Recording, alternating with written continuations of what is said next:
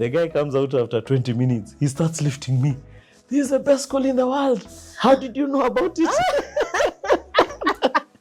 I don't know what Grievance told you. Today is yet another exciting session with somebody that you may have seen around. I remember telling my dad, you're a workaholic. Me, I'm not like you.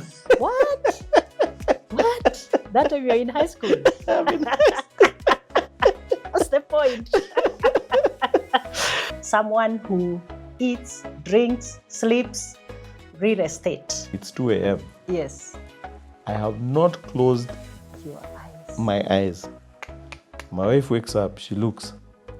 She tells me, Allah, you haven't slept? I tell her, no, I've just woken up. We have the real Realtor of the Year. That pain of losing that money is what birthed AMG. He will tell us how it feels like to found and build a successful real estate enterprise. Andrew Muthee Gitau, AMG Realtors. Why?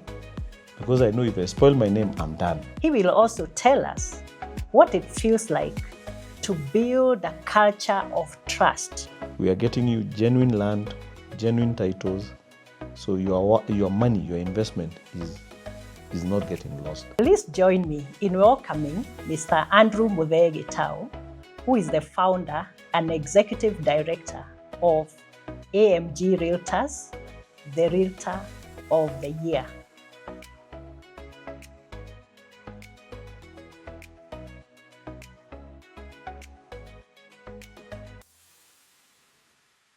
So Andrew, Yes. karibu sana. Thank you so We much. are so Mary. glad to have you here in our studios today. Thank you, thank you. Yeah, and we really appreciate that you have taken time, to join us. Yes. And our viewers cannot wait to hear the lessons, your story, the leadership journey you have traveled, how it's been, the ups, the downs. We want to hear it all. Thank So, you. karibu sana. Asante sana. Yeah. Happy to be here. Okay. Yeah. You're welcome. Thank you. Yeah. So I think we usually start with just wanting to know you a little bit. Okay.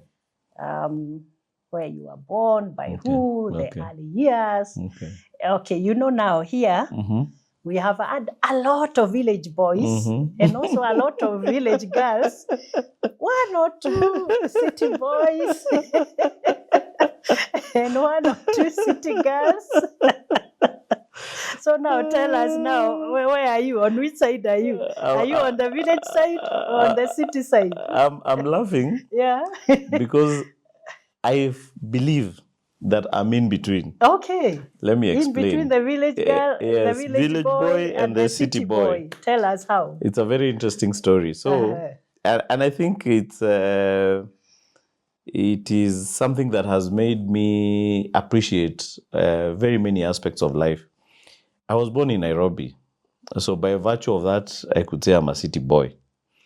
Then you are a city boy. I am not a city boy. Let me explain.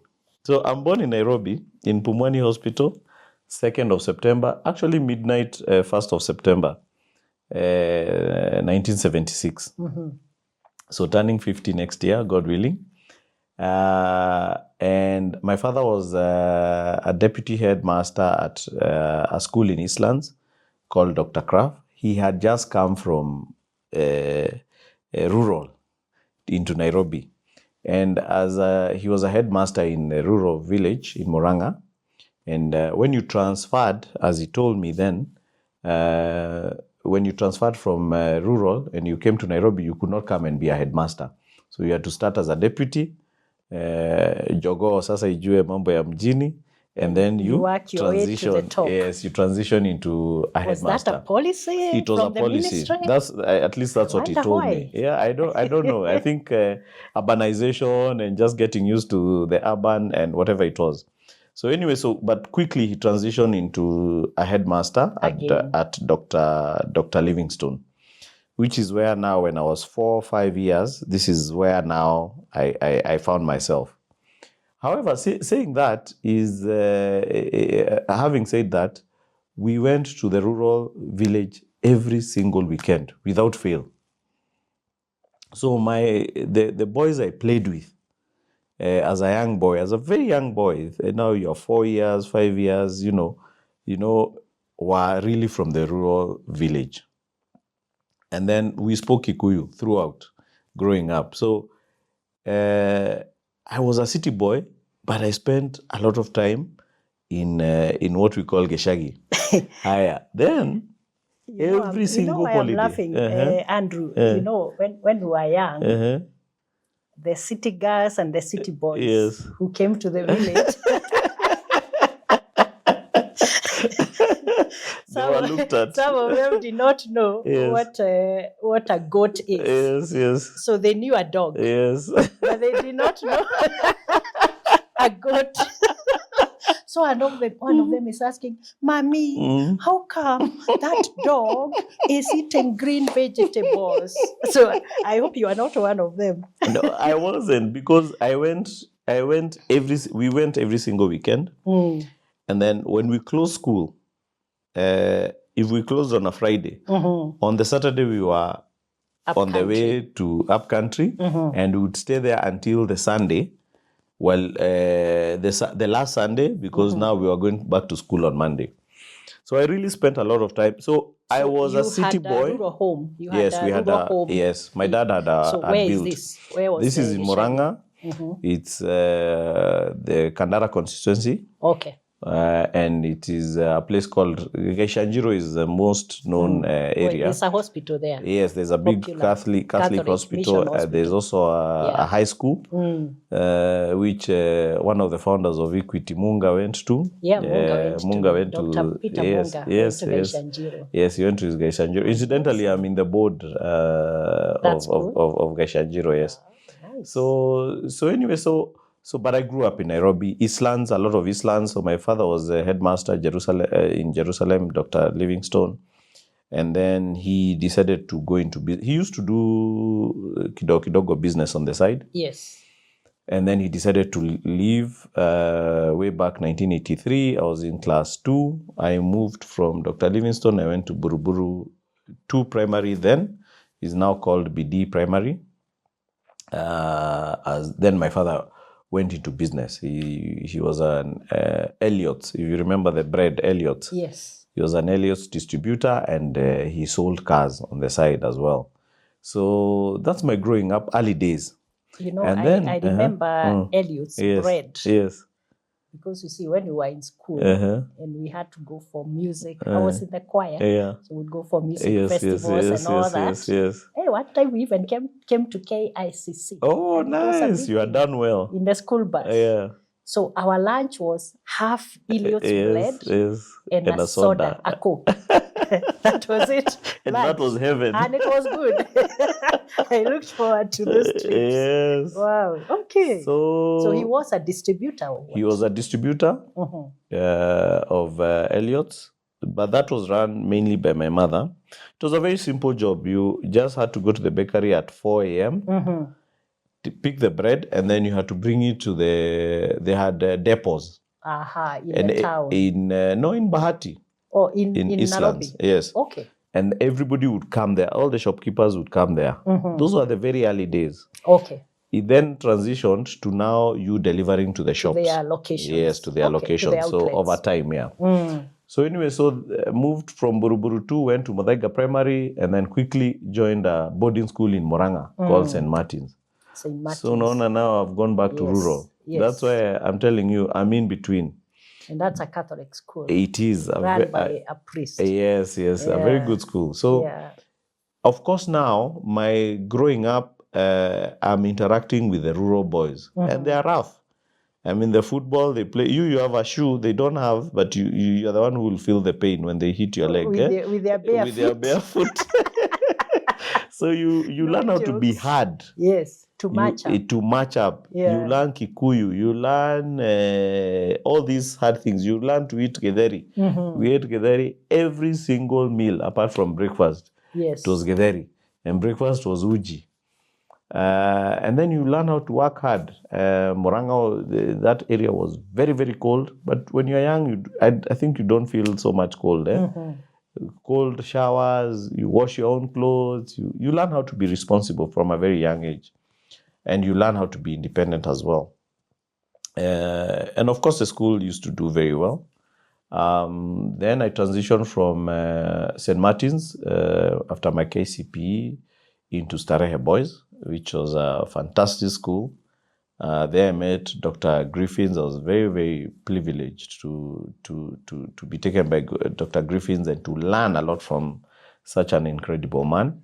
Before we go to Starehe, yes, tell me about your mom. Oh, my mom. Yes. My mom is a sweet, sweet lady. Always there to support my dad. So when my mom was a banker, Standard Chartered, when we were just being born. And we were born in very quick succession. So I have 3 siblings. Our firstborn is 1974. Then the secondborn is 74. Same year. Have you ever had that? What? Yes.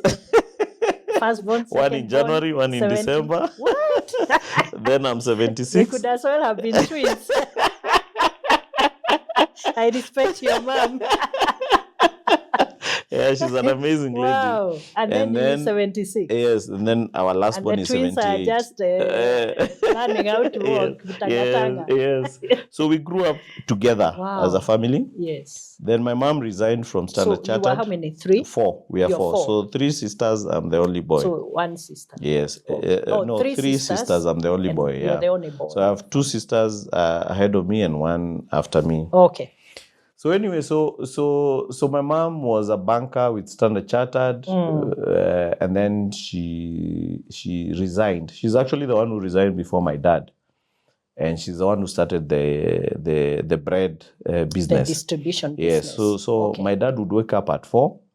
He would follow the truck into the bakery, and then he would bring the bread to the depot. Yes. And my mom would be at the depot by... So she'll be left now selling, selling, collecting the money. And then he would come home, shower, and by 7 he would be in class. Yes.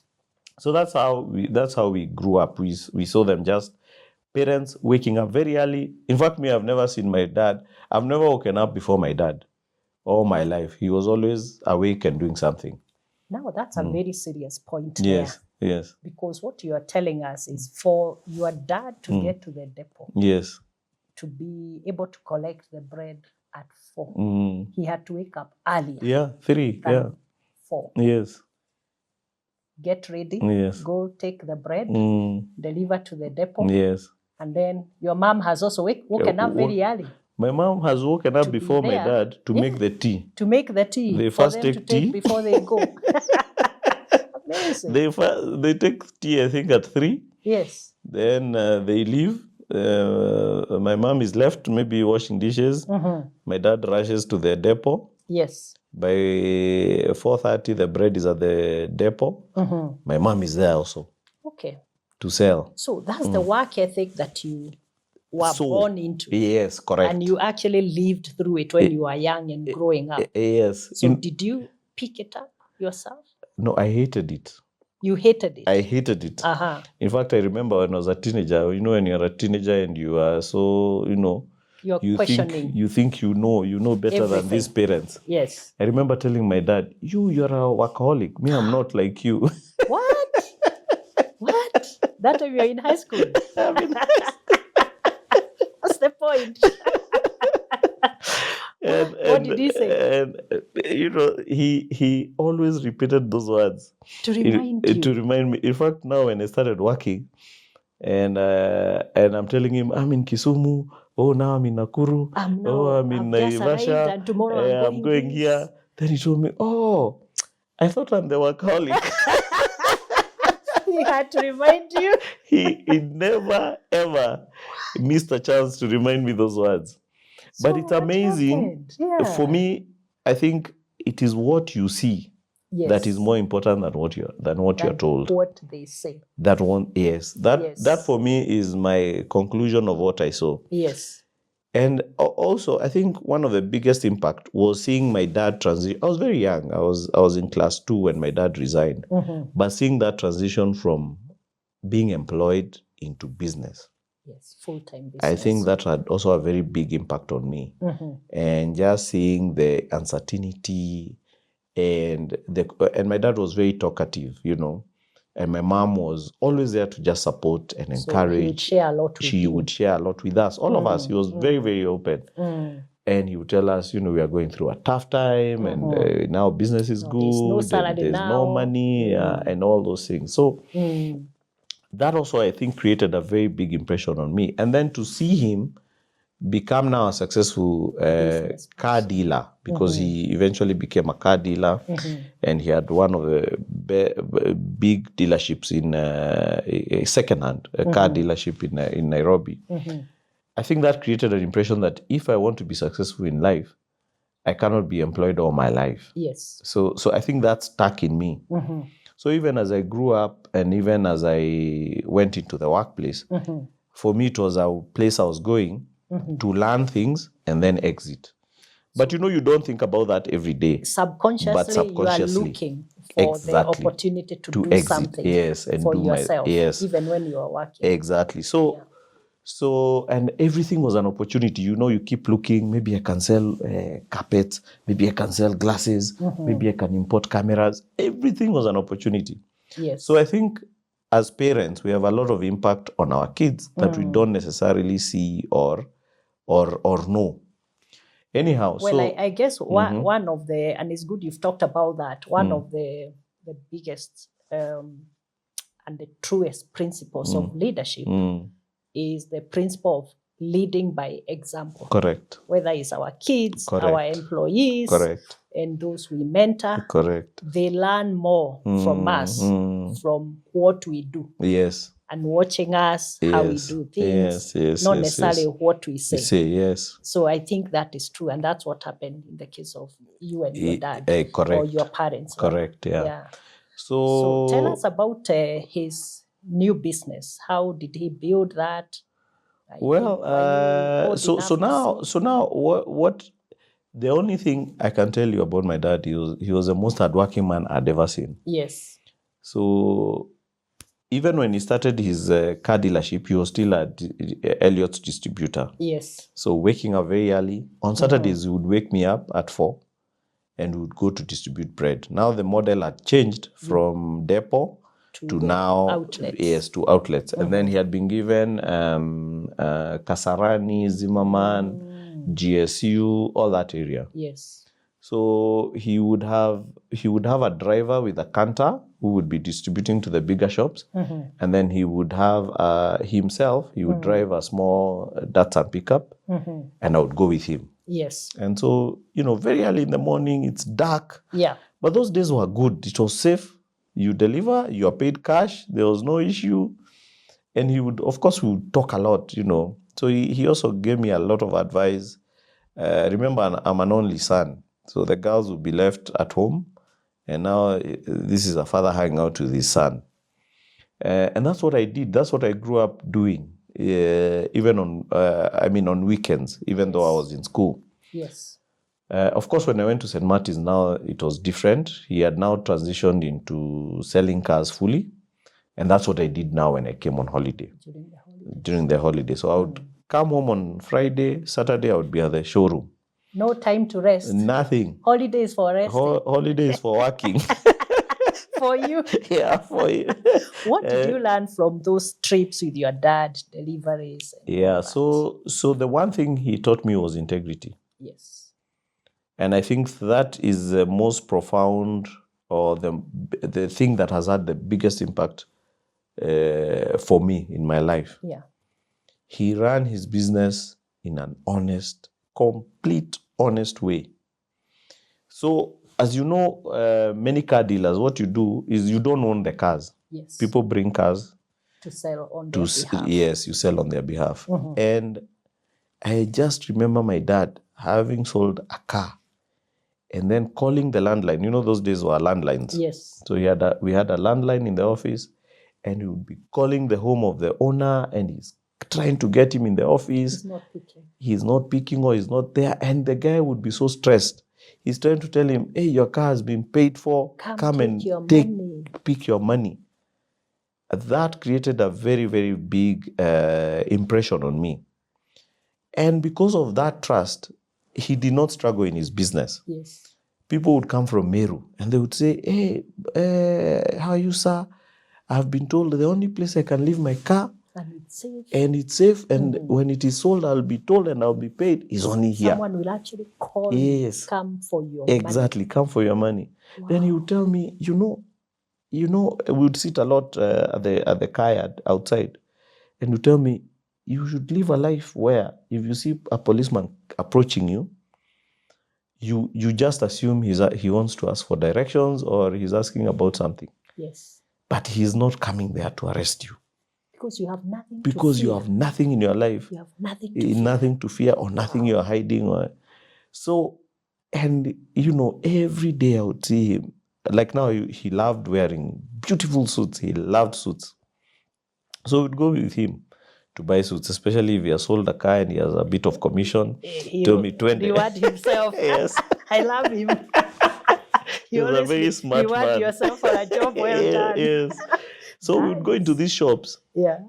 And the guy selling. Yes. The shop assistant would say, this suit is, for example, 20,000, but nitakuwekea label ya 5,000. Ulipe 5, alafu unipatie kitu. Then he would start shouting, ati unasema nini? And then the guy would for disappear to hear. And he would tell me, never. Nothing under the table. Yes, never ever do such things. Nothing under the table. Yes, don't ever do this kind of things. Because they will come to the surface. Yes, and that's the way he led his life. Whether I was there or not, it was not for the show. Yes. It was just him. Genuine. He was that kind of a person. Wow. So, of course, sometimes those things I would think, hey, those are difficult. I mean, that was a big saving of 15,000 shillings. Why didn't he just, you're just young. Yeah. At that time, it wasn't making sense. It was not a big deal. Yes. So anyway, so that was the one thing. Of course, working tirelessly. The guy worked and worked and worked and worked nonstop. I mean, he loved working. And then he never missed, because he was a teacher. Yes. He had been a teacher. He loved education. I mean, the guy was crazy about our education. He would remember our marks from class 1. You'd say, I remember you got 80. Why are you now at 78? You're coming down. You're coming down. Why was last time you got this mark? He was so concerned. He would never miss a visiting day. He would never miss any school function. PTA, he would always be there. He would always be asking questions. So he was very, very concerned about us, and he would never miss anything to do with our lives. But again, a very hardworking guy, working very hard and very free. No, nothing to hide, no issues, very open even with money. He would say, I sold this car, I've made 20,000. Then he would give my mom 5,000. Then he would keep 10. Then he would tell my mom, bank the other 5. So I also saw a lot of openness in financial matters. Yeah, I think integrity is one of the values. Yes. Which is very difficult to live. Every day. But when we strive to do that, it really makes a lot of sense, because you can see customers are coming for him from far and wide, because he doesn't need to do advertisement. Can you imagine? For his business. Yes. He's advertising his services through the values of integrity and dedication and trust. Exactly. Yeah, so it pays in the long run. Although it's very hard. Let me tell you, it's hard. No, it's not easy. But easy. Then I saw a man who was very free. Yes. I saw a man who was never afraid. Yes. I saw a man who would walk into town. He would walk and people would stop to greet him. Yes. Oh, you used to be my headmaster. Wow. Oh, blah, blah, blah. Students, oh, you sold my car. Wow. Oh, I bought my first car from you. And the guy would beam with joy. Yes. So I started admiring him and saying, I want to live a life like this. I want to live a life where I'm free. I want to live a life where people can talk good about me. Yes. I want to live a life where I don't have to worry that I conned somebody or I did something. So and you'll catch up. Those were my early years. Of course, then went into Starehe Boys. Now I've come from Ushago. I've come from rural. To get into Starehe Boys, yes, you must have done extremely well. Yeah, I did Starehe was only very for well. the very top students. Yes, I did. The school used to do very well. Yes. So I remember when we did our KCP, we were number 3 in the country. Wow. Yeah, so it was a tough boarding school. Nice. Wow. We were thrashed properly, but then again, the school did very well. Yes. So I looked when I was doing my KCPE, and we fought with my father quite a bit. I looked at my class. You're now in standard 8? Yes, class 8. Yes. And then I looked at my position. Combined, we had two classes. Combined I would average number 1 to number 5. For the double class, for the double classes. Yes. So I knew there are 5 boys who could potentially beat me. Yes. In KCP. Okay? Now, we always were number 1 in Moranga district, so I was not worried about that. Then I said, now, if I'll be number 6, worst case scenario, in KCP, how many boys will have chosen which school? So I went to these 5 boys. I said, which school are you choosing? Alliance. Number 2, Alliance. Number 3, Alliance. Number 4, Mangu. Number 5, Alliance. I said, if they all have chosen Alliance. And they beat you. And they beat me. You not get it. I'll not go to Alliance. I'm going to go to Njiris, which was now the provisional school. Your choice number 2. Yes. Then Mangu, I didn't want to go to Mangu because I don't know, for whatever reason, I just didn't want to go to Mangu. Well, don't say that. Dominic Kerry was here. No. And he went to Mangu. No, I had nothing against it. He's so proud. Frank Wenti was also here. No, I have absolutely nothing against it. It's just a preference. Yes. So my father wanted me to go to Alliance because he had wanted to go to Alliance. He hadn't made it.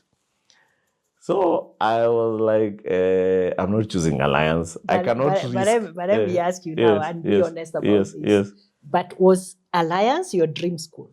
No, it wasn't. It wasn't? Yes. So what did you want? What were you looking for? I was looking to come back to Nairobi, to be honest. You just wanted Number 1. A national school in Nairobi. In Nairobi. Yes. Not in Njiri. Not Njiris. In Moranga. Yes. And not Mangu in Thika. Not Mangu in Thika. Not Alliance in Kikuyu. Got it. Number 1. Number 2, Starehe had started teaching people computers.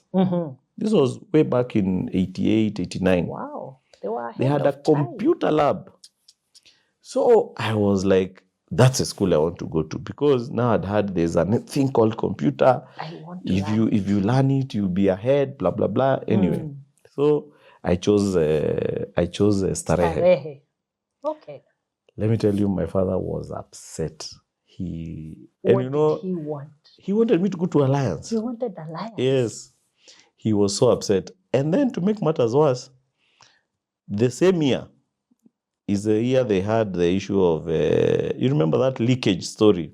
I don't know whether you remember. It was a long time ago. Yes. Starehe had actually reported that the KCSE appeared to have been leaked. But when it came out in the news, it appeared like Starehe is the one that had leaked, that had leakage. So my father is there telling me, look at the school you chose, blah, blah, blah. He was so upset. Anyway, I do my KCPE. Luckily, I get in. So we actually go to the school to check whether I've been admitted or not. My name is there. And then he says, let me see these griffins. I hear about these griffins. You see, he was a headmaster. Yes. He went in. To see the director. Yeah, and he left me outside. The guy comes out after 20 minutes. He starts lifting me. This is the best school in the world. How did you know about it? I don't know what Griffins told him. What? So now he's happy. He's saying, this is the best choice. His perspective completely. Yeah, so anyway, so I joined Starehe. Starehe was a very good school, a very, very good school. High school was very hard for me. I must say, it was not as easy as primary. Because I had mastered multiple choice, and now high school there was no multiple choice. You had to explain. Yes. So that I struggled quite a bit. I'm growing up. I'm a And teenager. you have the top of the tops countrywide. Yes, and then you have all the best students. I remember Fatih Hassan, a boy. The guy didn't need to read anything, and he was always top of class. Wow. You know, you just look at him, you're like, God, I need this ability. As long as he listens in class, he doesn't need to read. Anyway, so I finished high school, and then I go to. Do you remember the motto of Starehe? Yeah, Natulenge Juu. Natulenge Juu. Natulenge Juu. Actually, Griffins was one of the most amazing human beings you'd ever come across. Yeah, I want you to talk a little bit more about that. And Natulenge Juu. Yes. The moment you got into Starehe, you are convinced, and you convinced your dad that this is the best school ever. How did that shape now, because you're growing, the kind of young adult you became? What did you learn from Starehe? Number one, from Director Griffins and all the others. Yeah, a couple of things. Number one, in Starehe, there was no bullying. Can you imagine? And those were the days of bullying, proper bullying. It was serious. It was serious. So you enter a school the first day, and a Form 2 is there to welcome you. Wow. Warmly. Warmly. You know, Form 2s are paraded there and they welcome you. And they tell you, hey, my name is, I remember I was welcomed by Enoch. My name is Enoch Wandera. What is your name? I said, I'm Andrew Gitau. He says, which dorm have you been allocated? I said, Hostel. I says, I'll take you. So he takes me, he helps me unpack. I mean, it was unbelievable. Wow. It was just unbelievable. Then he shows me around the school. He shows me where the uniform, I can get uniform, where I can get everything. I mean, he shows me the dining hall. He shows me the chapel. He gives me a tour of the whole school. And he tells me, if you have any problem, he's also in hostel. Yes. If you have any problem, I am here. Talk to me. So when this is the kind of welcome. Boys are being thrashed wherever they are. Yes. So first impact, like, okay, this is different. Number two, we had only 2 rules in the school. So I'm coming from a place where every day a new rule was being formed. Yes. You cannot do this. You cannot do this. You cannot do this. So I think our 2 rules were use your common sense always and respect your elders. Hey, repeat that. The first one. Use your common sense. Always use your common sense. Use your common sense. Number 2. Number 2, respect your elders. Respect your elders. Yeah, 2 rules. Tell the Gen Zs that. Yes. So you're going into a school that they wear this funny uniform in funny colors. Yes. You're expecting to find 300 rules because these boys are disciplined. Then you're finding 2 rules. 2 only. I ask, okay, when is visiting day? No, you can be visited anytime as long as you're not in class. What? Even after class. There are no restrictions. No restrictions. Even on weekdays. What are you talking? School days. Yes. Can I leave the school? Yes, you can leave if you're in Form 1 and 2. As long as you're in uniform, you can leave after class, as long as you come back before roll call, which is 6 o'clock. Yeah? What? Yes, and if you're in Form 3 and 4, you can actually go home. You can actually go in your home clothes. What? I know. This cannot be real. It's too good to be true. You are even wondering, am I in school? Yeah. What else? After class, you wear home clothes. All this freedom. No, I'm coming from a school where the word freedom is nowhere to be seen. And the fences are that high. Yes. So a bit destabilizing for me. So I went into town almost every day after school. You took advantage. I took advantage. This freedom, this newfound freedom. So you are going to do what now? I don't even know. It's just because you're free. So anyway, so then sports, a lot of friendliness. That's impact number 2. Then there was, of course, the sponsored students and the self-sponsored. So you're now starting to interact with people who are coming the first time they are wearing a pair of shoes is in that school. The village girls and the village boys But are not there. only village, Yeah. but from the most humble of backgrounds. This is the first time I'm wearing a A shoe, shoe. which has been donated most likely Of course. by somebody. Yes. And then this boy, you got 594, you had all the textbooks, you had everything. This You boy had got electricity yes, you to had study. electricity. This boy is coming from Wajir. He's telling you where we come from. It is so hot. We don't study in the afternoon. They actually finish class at noon and they go home. And this boy got 600 out of 700. And you got less marks. Then you know the impact of that. You're thinking, yani you had zero textbook, zero. They relied on only what the teacher taught them in school. And then they had to walk 7 kilometers to go home every single day. In that sun. And back in hot sun. Then he tells you, Griffins was very powerful. So over the holidays, the students who chose to go home, and many of them chose to stay in the school, you could stay. Over the holidays. Mm-hmm.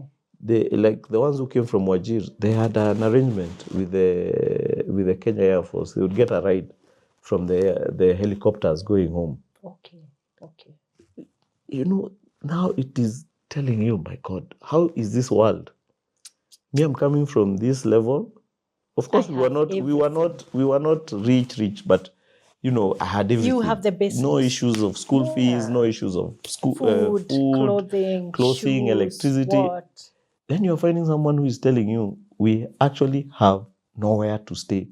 We build a shelter using cartons and we stay by the roadside.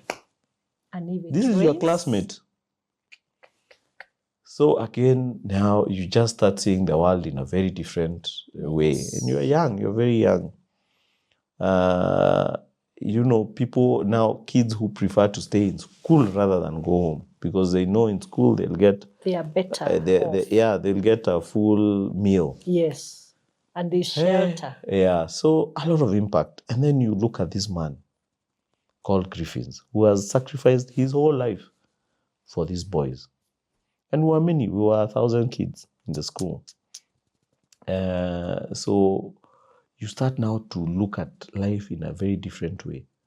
That life is not just about taking. Yes. It is how much you can give. Yes. There was another saying there that whoever much is given, much is expected. Then you start asking God, okay, so because you have given me a lot, what is expected from me? Mm-hmm. What can I do? What can I do? What can I do? What can I do? You start asking yourself now these questions. So your habits are forming. Then another thing about Griffins. On Fridays, we had something called Baraza, Friday evening. Another thing that is unheard of. We even don't do it in our offices, in corporate. So what is Baraza? Baraza was broken into two. Friday 1 of the month was Form 1 and 2. You go into the assembly hall and you sit from after dinner from 7 to 9, 2 hours. Mm-hmm. Yes. Mm. And Griffins is there, Griffins himself, and his whole cabinet. Cabinet was now the prefects, the captains of the school, captain of dining hall, the captain of what? Sports, everything. Mm-hmm. Seated in front, and you're facing them. And there's a mic. And you lift up your hand, and you, as a student, and you come in front, and you can ask any question with no repercussion. Wow. That was the Baraza. And Griffins and his cabinet were obligated to answer. What? Without fail. Without they had to answer. Judgment. They have to answer. And there was no victimization after that. You could ask him anything. Griffins, why are you not married? And he had to answer. Wow. Griffins, what is this thing about the diet? What is this about the food? Why were we not served this yesterday? So that was Form 1 and 2, Friday 1. Friday 2, Form 2 and 3. Form 3 and 4. Then again, Friday 3, Form 1 and 2. Then so every 2 weeks you get into that Baraza. Without fail. Every day. Every single Friday. Every 2 Fridays. Yes. Yeah. So you can imagine now what the impact it has on you. It's a serious And level remember, of engagement. now you are a teenager, eh? You are 13, you are 14. You know, that is when you are hot, you are boiling. And you You think you can take over the world. You think the world has been run and badly. Nothing works. Yes, Yeah, and nothing now I works. can make this better. Imagine a man who has the courage to face you every single Friday for questioning for 2 hours. Every single Friday. On anything. You can ask about anything. So, again, that's just, it just shocks you as a person. And then you start, can I be like this in my home? When I become a father, can I entertain my kids? Can they ask me anything? Can I be free with them? When I start a corporation, can my staff ask any question they want to ask? Yeah. Is it possible? Yes. Or is it just me telling them, you must do this, you must do this? And no one can it's not easy. question. Yes, and nobody can question.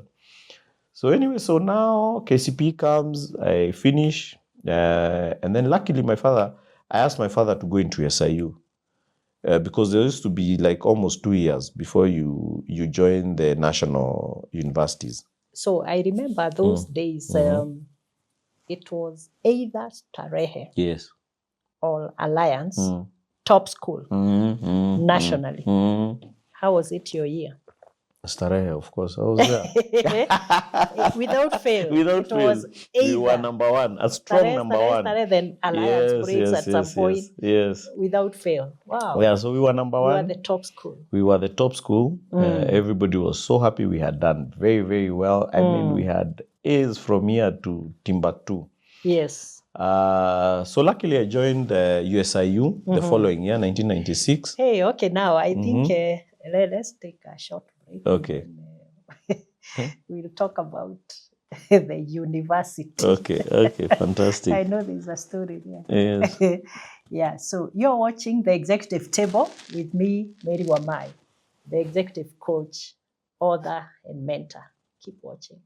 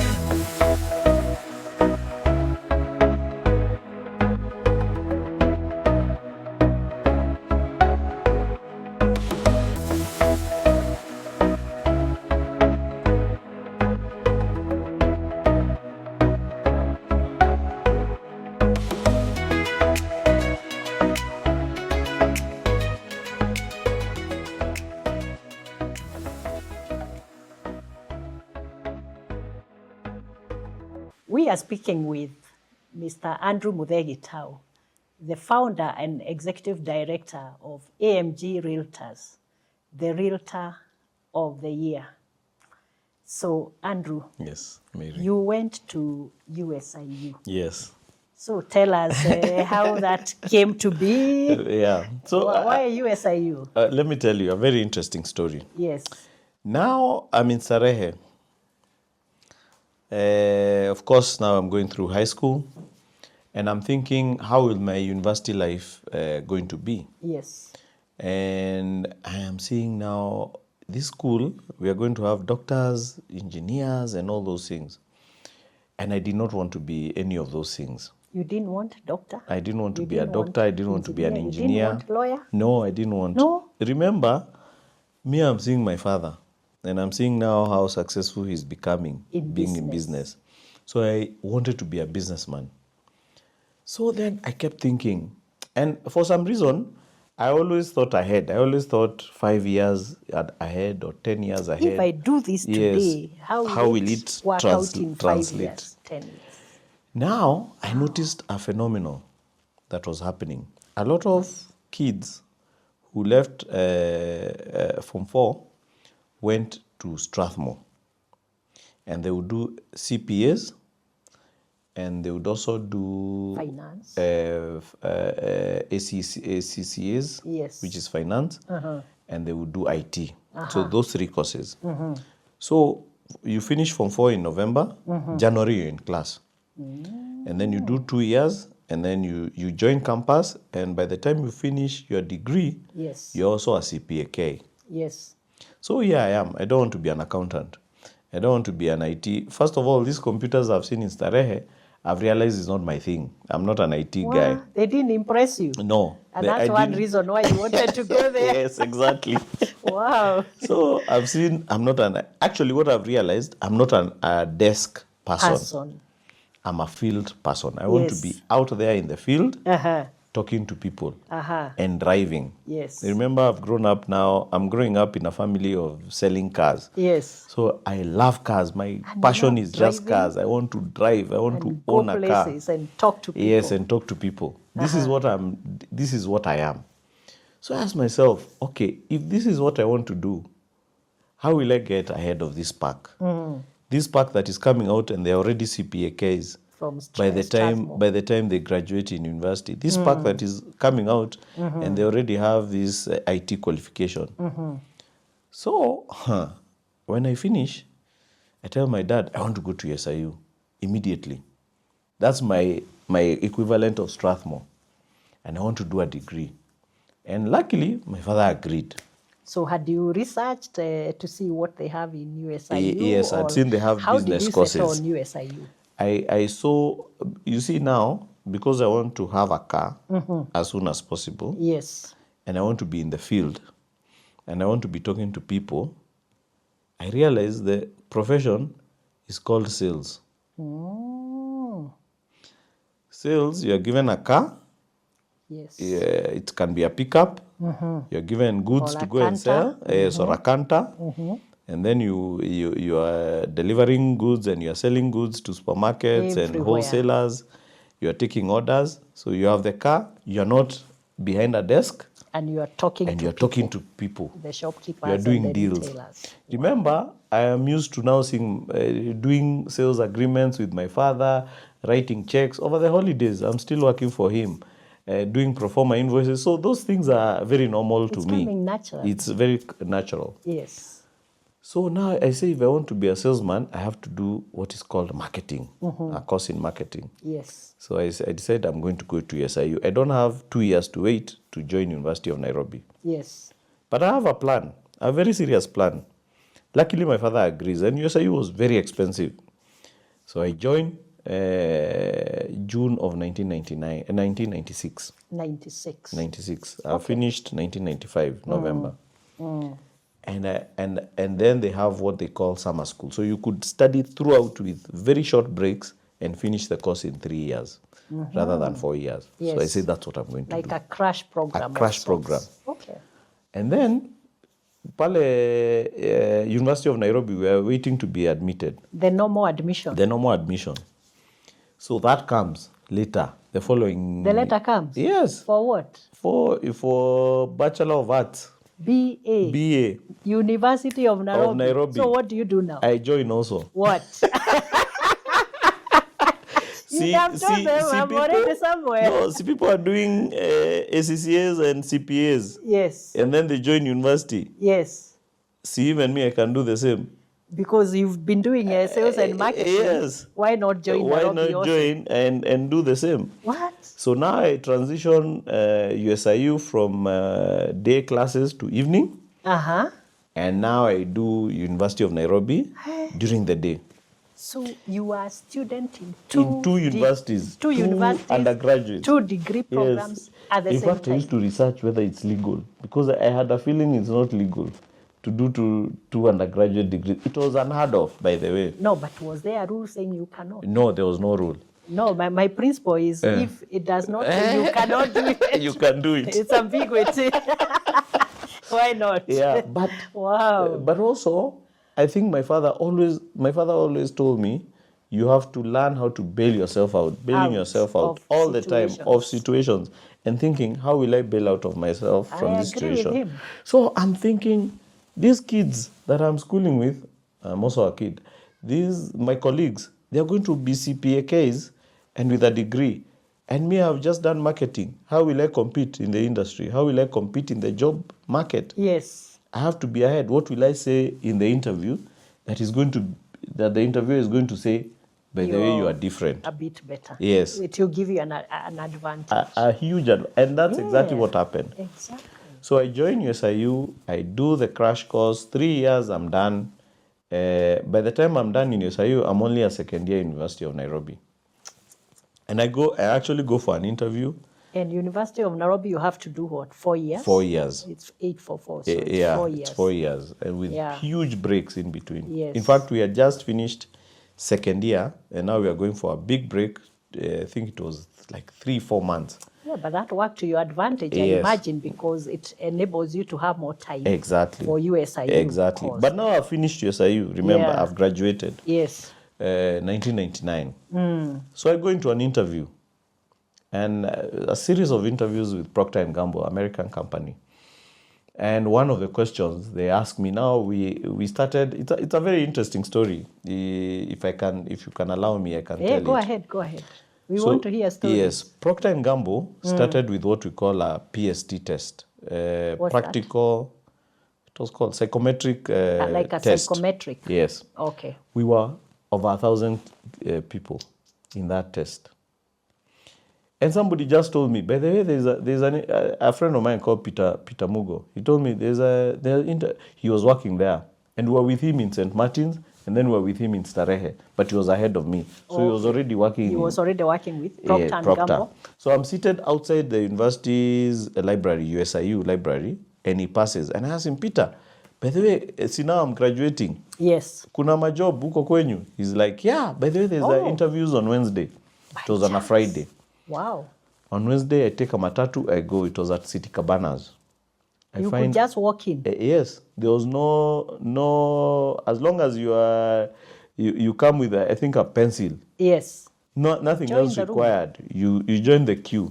Let me tell you, the queue was long. We were like 1,000 people. 1,000. 3 times I left the queue. Luckily, where I was in the queue, I was with some people that I knew. So I would leave the queue and say, to forget about this job. I would leave. You know, when you're young, you're so impatient. Why are they keeping us for 1 hour? Blah, blah. Why do I have to wait? So I leave. And then I think, okay, where am I going? I'm going back to campus. To do what? To just idle. I come back. And then I go again. You know, just growing impatient. They have and gone, then I come kidogo. back. Yes. They have progressed a bit. So the last time I came back, the guy told me, if you leave this queue, you're not joining back. So I stayed. Oh. You know, I'm coming back to where I was. Yes. So he tells me, this is the last chance. If you leave, no coming back. So anyway, decide I stayed. What you want. Yes. So I stayed. So there was a pass mark. It was it's like a maths test and English. It's just common sense things. The pass mark was 32 out of 50. So we do the test. And then we are told by Tuesday next week, the results will be out. Okay. See me, I go. Then you go. I tell God, see, those are 1,000 people. Hi. Me, all I want, I want to get the pass mark. It's not a must I get the job. Wacha tu nipate pass mark. Nione, me ni mnoma. Me, I'm good. At least I've been to school. Yes. Yeah. And I leave. Tuesday comes. Of course, now there are no mobile phones, no nothing. So there's no way of communicating. So how do they communicate? Me, I went to a phone booth. I actually called Procter & Gamble. Oh, there was a number to call. Yes. You see, now you check the directory. The yellow pages. Yes. Procter & Gamble. I called. I say, my name is Andrew. I did an interview last week on Tuesday, blah, blah, blah. How are the results? Hold on. Let me check. They check. Guess what? You got 32 out of 50. What? You got it. Can you imagine? So I'm Wow. available for the next. I'm now being scheduled for the next interview. So that was now shortlist. Yes, now I've been shortlisted. Yes. And I'm told, I think 100 of you made it. Out of 1,000. Out of 1,000. 10%. I said, praise God. So I was saying, even if I don't get the job, Yes. at least I was top 100 somewhere. Yes. And that was very good success for Wow. me. Anyway, Wow. so now what followed was something I had never experienced. We would go, we would be called. I can't even remember. I don't remember how I was called for I think I was told to go for the first one. And I did a series of 7 interviews. Sit down. Face-to-face interviews. You would go, you'd meet a group of people, and they would ask you questions, and then they would tell you, okay, we are going to review you, come back on this date. On another date. Because remember, there are no phones, there is no nothing. So you are told there and then. Yes. The next interview The next is? one will be, we'll give you results on this day. So you actually come to check whether you passed this. Go to the next to level. the next one. So we did a series of many interviews. You start with the managers, and then you advance to like head of departments, and then you advance now to, I remember now the almost the second last one was head of sales. Yes. So he's the one who asked me. He told me, I have 100 CVs there. Tell me why I should pick you. Out of those 100. Yes. How many people did they want? They took four people. Out of 100. Yes. Wow. So I told him, first of all, out of all those CVs, you see that one in blue? That one with a folder, with the, what is it called? The cling, When you seal, when you... the envelope or what? No. You know the CV when you... I forget the word. But It's anyway, laminated. it was... Yeah, Laminated. not laminated, but it had, the like a book. I had made it like a book. Oh, I see, it's bound. Bound. Yes. So I told him, you see all those CVs, they are all just punched, but mine is bound. So that's the first difference.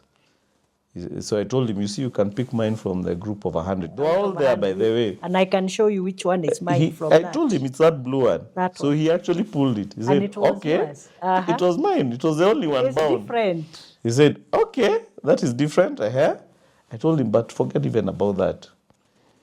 Out of all those CVs, and even the other ones who didn't pass, nobody is doing 2 degrees at the same time. Like I said, What do you mean? So I explained. I told him, this is what I did. This is what I'm doing. Currently. This talks to my time management, working under pressure, blah, blah, blah. Ulijitetea. The guy said, what? Okay, this is different. You see your kidogo. I saw there, we have a good time. Recommended. Then I met sales director. Then I met the CEO. Now you're going the levels going up. Yeah. Then I was doing my end of year 2 exams in University of Nairobi. So I'm juggling between the two. And it was so frustrating because we would finish interviews and then you had to wait for a month. You are told, call on a certain day. A month later, you're wondering, why a month? I want to know whether nimepita ama sijapita. Yes, why should I wait? Anyhow, the day I finished my exams, I went home. And of course, as usual, you go home on that day, you rest that evening, you wake up in the morning, you're at the showroom. Selling cars. There's no resting here. So I told God, now we've closed. I told God, I really don't want to work in this showroom. I really need that job. So we are seated with my dad. I remember it was 4 o'clock. The phone rings. Landline. Because that's the phone, the number I'd given on my CV. Your dad's office. Yes, my dad's office. Then he goes in. We were seated outside the office. He goes in. Then I hear from inside, Muthee, this is for you. So I'm like, oh, I hope it's not one of, you know what. I know. And I hope it wasn't. So I go in. Uh-huh. Then I'm told, hi, this is Procter & Gamble. Yeah, they've called. Yeah. We wanted to know, I remember it was 2nd of November, 1999. We wanted to ask, how soon can you join? I said, I can come tomorrow. Today. It was 4 p.m. It was 4 p.m. They said, oh, tomorrow, you're ready. You can I said, yes, I would have come today, but it's 4. Tomorrow morning I'm Tomorrow there. morning I'm there. Wow. So I come out. So my dad has gone outside. Yes. He's seated where we were seated. Thank God he was So not I close go by. out. I tell him, guess what? Kesho? You remember those interviews I was doing? Yeah. I got a job. Nimechukuliwa. I'm starting tomorrow. Huh? Why tomorrow? They can't even give you time. No. He was so excited. Oh, he was? He was so excited. He was there with my mom was also there. Yes. They started celebrating me. Wow. So the following morning, I'm off to Mombasa Road. I get a letter. They tell me, we don't negotiate salaries. We give you an offer, which you can accept or decline. reject. It's up to you. It's up to you. Where is the choice of Take it or leave declining? it. I don't know whether Gen Zs understand our They times. may not understand. How much are you paying me? Even before you started working. Do you work on Saturdays? You know those questions. And after 5. Yeah, I wanted to understand. Do you work on Saturdays? Because if it's Saturdays, I can't come. Anyway, so here I am. I'm given an offer letter. I don't even read. I just sign. Just signed. 35,000 gross, which gives you a take home of 28,000. Me and Bill Gates, we are the same level. You're happy. I'm too happy. And it's your first job. My first job. Yeah. So I was very fortunate because I actually never tarmacked. Yes. Yeah. So actually the biggest challenge now I had was what will happen when we open University of Nairobi. Yes. Remember, Yes. they only then had day classes. They didn't have evening. Evening was only in USIU, which I have now graduated. Yes.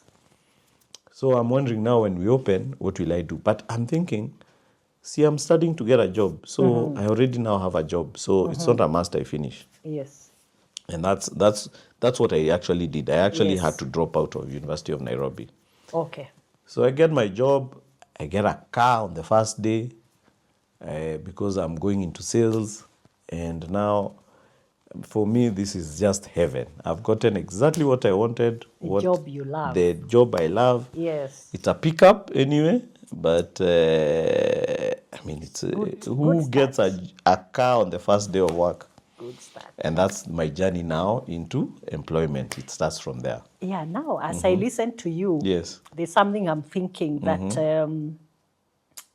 I tell my mentees that for you to get anywhere, you have to establish your mastery in whatever you do, whether it's sales or computer, whatever, or marketing or HR, whatever, and climb to the top 5%. Correct. You had 100 people. Yes. Okay, after the bigger, after the short list, after the 1,000. from 1,000 to 100. it was cut down to 100. Maybe you can just tell us a few points of what made you stand out, other than that beautiful CV, which was nicely bound.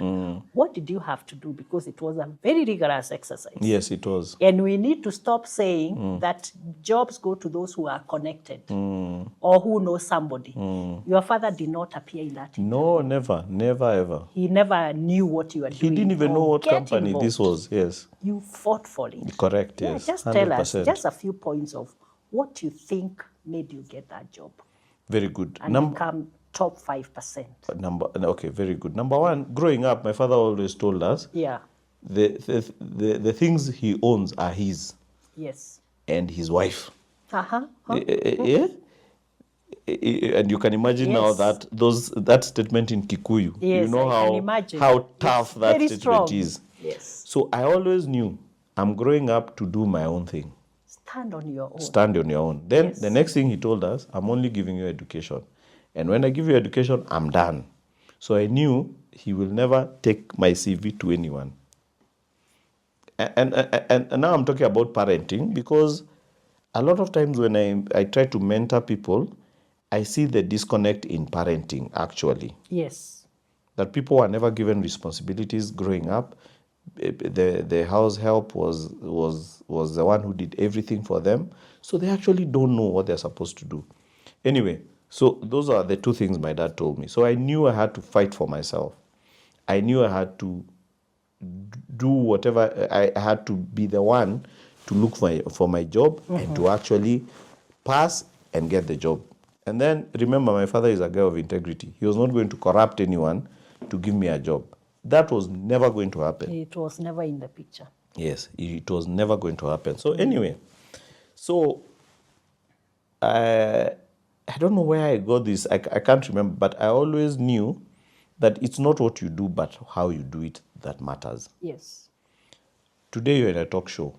There are so many talk shows, but people will choose to come to yours because there's something different about Yes. your talk show. Yes. There's a value they derive from the talk show, either watching or coming for the interview, Yes, yeah. that is different. Otherwise, there are 101 talk shows. Yeah. But there are many that many people will not go or even listen to. So it's not about doing the talk show that is important. It is what you do, The how. the how. So all my life, I question, how am I going to do? What am I going to do that is going to be different, that is going to put me at the top? To stand out. To stand out. So doing those 2 degrees was my way of being different, was the how I'm going to get to the job market from the top, not from the average. Yes. The other thing is you see now, I'm fortunate because Peter Mugo is working for Procter. So I sit down with him and I ask him, what does it take to work there? What is it that they look for? But you had to ask Peter Mugo. Yes. Are there openings Yes, correct. in your company? Correct. For him to lead you there? Exactly. Number didn't one. come to no, tell you. It was the other way You around. asked, 100%. do you have any? Yes. So, and then I sat with him and he told me they look for leaders. Yes. Wow, leaders, okay. Am I a leader? Then I start thinking, yes, I am. How am I a leader? I have never had a job. I've never done. I was a prefect in primary. It was dining prefect, but it was a prefect anyway. It's a responsibility. Actually, dormitory. I was a dormitory prefect in primary school. That is leadership, isn't it? Yes. Then in high school, I started 2 clubs. The one I remember, I started the business club, which was not there. In Starehe, I founded a business club Wow. to teach people how to do business. Yes. So I'm a leader, isn't it? Then in USIU, I started drama club, Yes. which was not there, with the group friends of mine, and we actually used to do comedy. But then I'm very funny in my other life. You need to tell us a few of those jokes. That's one of Guys them. want to hear them. Anyway, so that's leadership, isn't it? So now, if they're going to ask about leadership, this is the leadership I've had. Then, of course, doing the 2 degrees, that's also a form of leadership, of looking at your life and deciding what you're going to do, because you have to lead yourself first, isn't it? Yeah. Anyway, so I think it is very important in life to always take stock of what you have, and to always try and position yourself to be above. How can I be different? How am I going to be different from the rest? Always ask yourself that question. Yeah. It's a very important question, because life, you can live life in autopilot. Unaamka, unaenda job, unarudi home, you watch a movie, you wake up the following day, and then one day you realize, I've worked for 10 years. There's nothing to show. There's nothing to show. I'm at the same level. The only thing I tend to do is move from one company to the next. I'm a salesman. Get a little bit more money. Get a little bit more money. The only thing I tend to do is just complain about where I am. Yeah, but I don't challenge myself. Exactly. So personal responsibility. Yeah.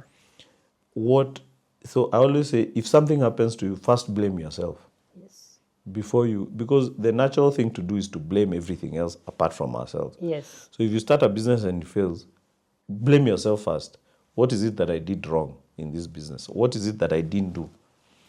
So those kind of things. So anyway, so I get this job, and it's a very, very tough job. We had a very tough trainer, and then we go out to sell. Now, luckily, me, I'm used to selling because, see, I'm in the showroom. Since age what? Yeah, since age 4. I Yes. sold bread. Yes. And then I've sold cars. I've seen my father selling. I've seen him buying cars, selling cars. So that helped me immensely because I'm not afraid of facing a customer. If I tell you now a funny story, we were taken 4 of us, and 3 of us were in sales. Sorry, just remind us what you used to sell. What does so Procter & Gamble sell? Is a Fortune 500 company, American company. It's a global company. It's based out of the US. So Ariel is a detergent, Ariel. Detergents, yes. Always, which is fem care. Pampers, diapers. Okay, you remember Vicks Kingo.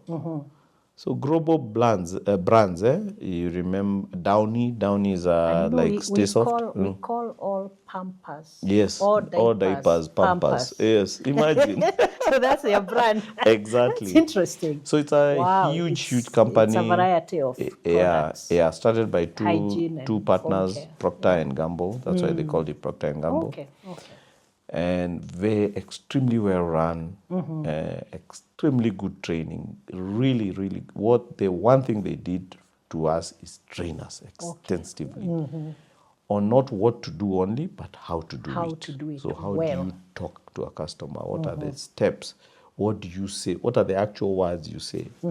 And that was immense. Because now you have the class knowledge, and now you're getting the on-field experience. Insights. And then you are attached to a trainer who you go to a kiosk and now try and sell diapers and Always and Vicks Kingo. And you have to sell, and then you sell, and then you review. Yes. So I remember I went with a colleague of mine. We are both new, and he had never sold. And the guy was so frustrated because the shopkeeper kept asking different questions. And him is trying to close. Yes, can I give you a dozen? Then he says, hey, lakini, blah, blah, blah, blah, blah. So the guy got so frustrated, he asked him, where? Are you buying or you're not buying? And